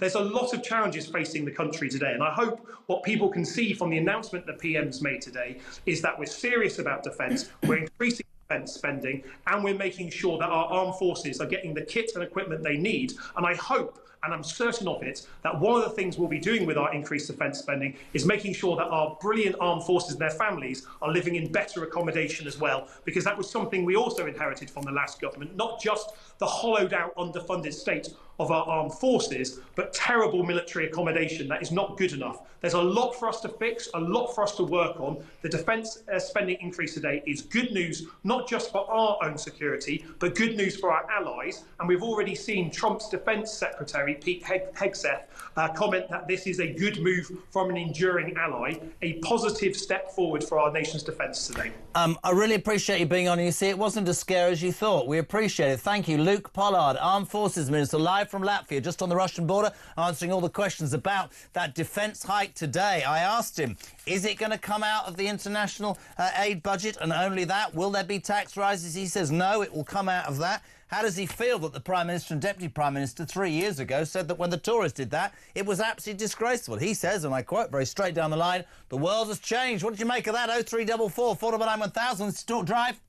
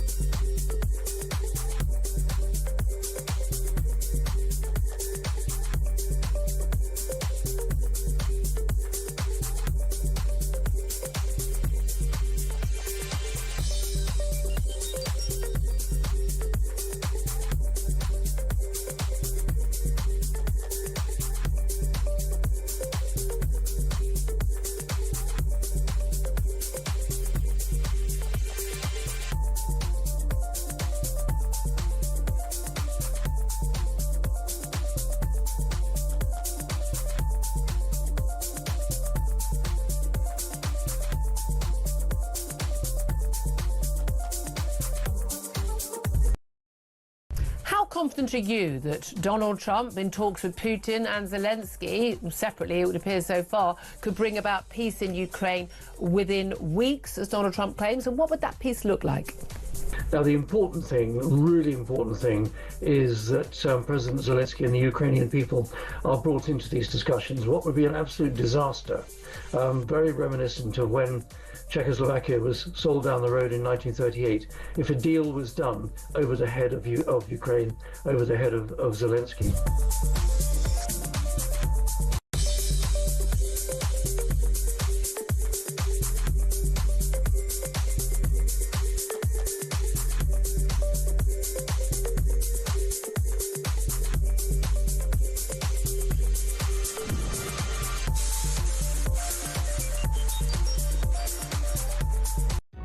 Across the UK, on DAB+, on your smart speaker, on your smart TV, and on your side. This is Talk. Interesting interview there. Luke Pollard, MP, Armed Forces Minister, MP for Plymouth and Devonport, speaking to us from Latvia, just by the Russian border, about the government's defence boost today. 2.5% of GDP by 2027. Does that mean the end of 2027 or the beginning of 2027? Very straight back, but he answered the questions, and we appreciate him being on. 0344 499 1000 if you want to be on between now and 7 o'clock. Don't forget, tonight, for the next 2 nights, something different. We've got Premier League action tonight. Wolves and Fulham, courtesy of talkSPORT from 7 o'clock. Full commentary before Petri Oskins at 10. Tomorrow, it's Liverpool-Newcastle. But if you are, as the millions of you are, Kev O'Sullivan devotees, do not worry. His programme's still live on Talk's YouTube channel and your smart TV tonight. Kev on YouTube. Talk for the next couple of nights. Football. Wolves, Fulham tonight. Liverpool, Newcastle tomorrow, courtesy of talkSPORT. To the phone lines, we'll head to London. Caroline, you're on Talk Drive. A very good evening to you. How are you? I'm really glad you're back. I've missed you, Jeremy. I over the moon you're back. Oh, did we pay you to? Did we? Sorry, did we pay you to say that? I'm the old man. You can't. I absolutely, excuse my French, love you to bits. This could be the next ex-Mrs. Kyle, the way it's going, ladies and gentlemen. No, nothing. Well, anything can happen with the way the world is at the moment. That's true, mate. What I wanted to say, this MP you just had on, I'm sorry, Jeremy, I can't listen to a word he says. If that's the case, why didn't they do this defence spending? They've had 6 months. They've only done it because Trump has put Starmer in a corner, and it's not going to create loads of jobs. 65,000 people work at the MOD. We have 75,000 soldiers. What are those 65,000 people in the civil service doing with their huge pensions? It's a joke. It's a farce. And I don't buy it. I'm sorry. And I was really angry listening to him. No, really listen, angry. Luke Pollard is months into a new job, and he will play the party line. There is, of course, the argument, and I think it's a perfectly justifiable argument, that if Starmer, in his manifesto, as he quite rightly said, I'm going to increase, defence spending to 2.5% of GDP. Why didn't he do that instantly rather than a review kicking the can down the road? All those phrases that drive me completely barking mad. But whether he's been strong-armed or not, we are where we are at. I said at the beginning of the show at 4 o'clock, and I absolutely maintain this, Karen, and I am not in any way sticking up for Starmer. I think he's a dangerous man. I think he's a globalist. I don't think he likes Britain, and I am never going to be a fan, 1,000,000 times. But there is a question to be asked of 14 years of Tory rule and 14 years of disgusting defence cuts, right? And that is an absolute fact. It started with Cameron, the coalition. It continued with Theresa May and Rishi Sunak and Boris Johnson. They, over 14 years,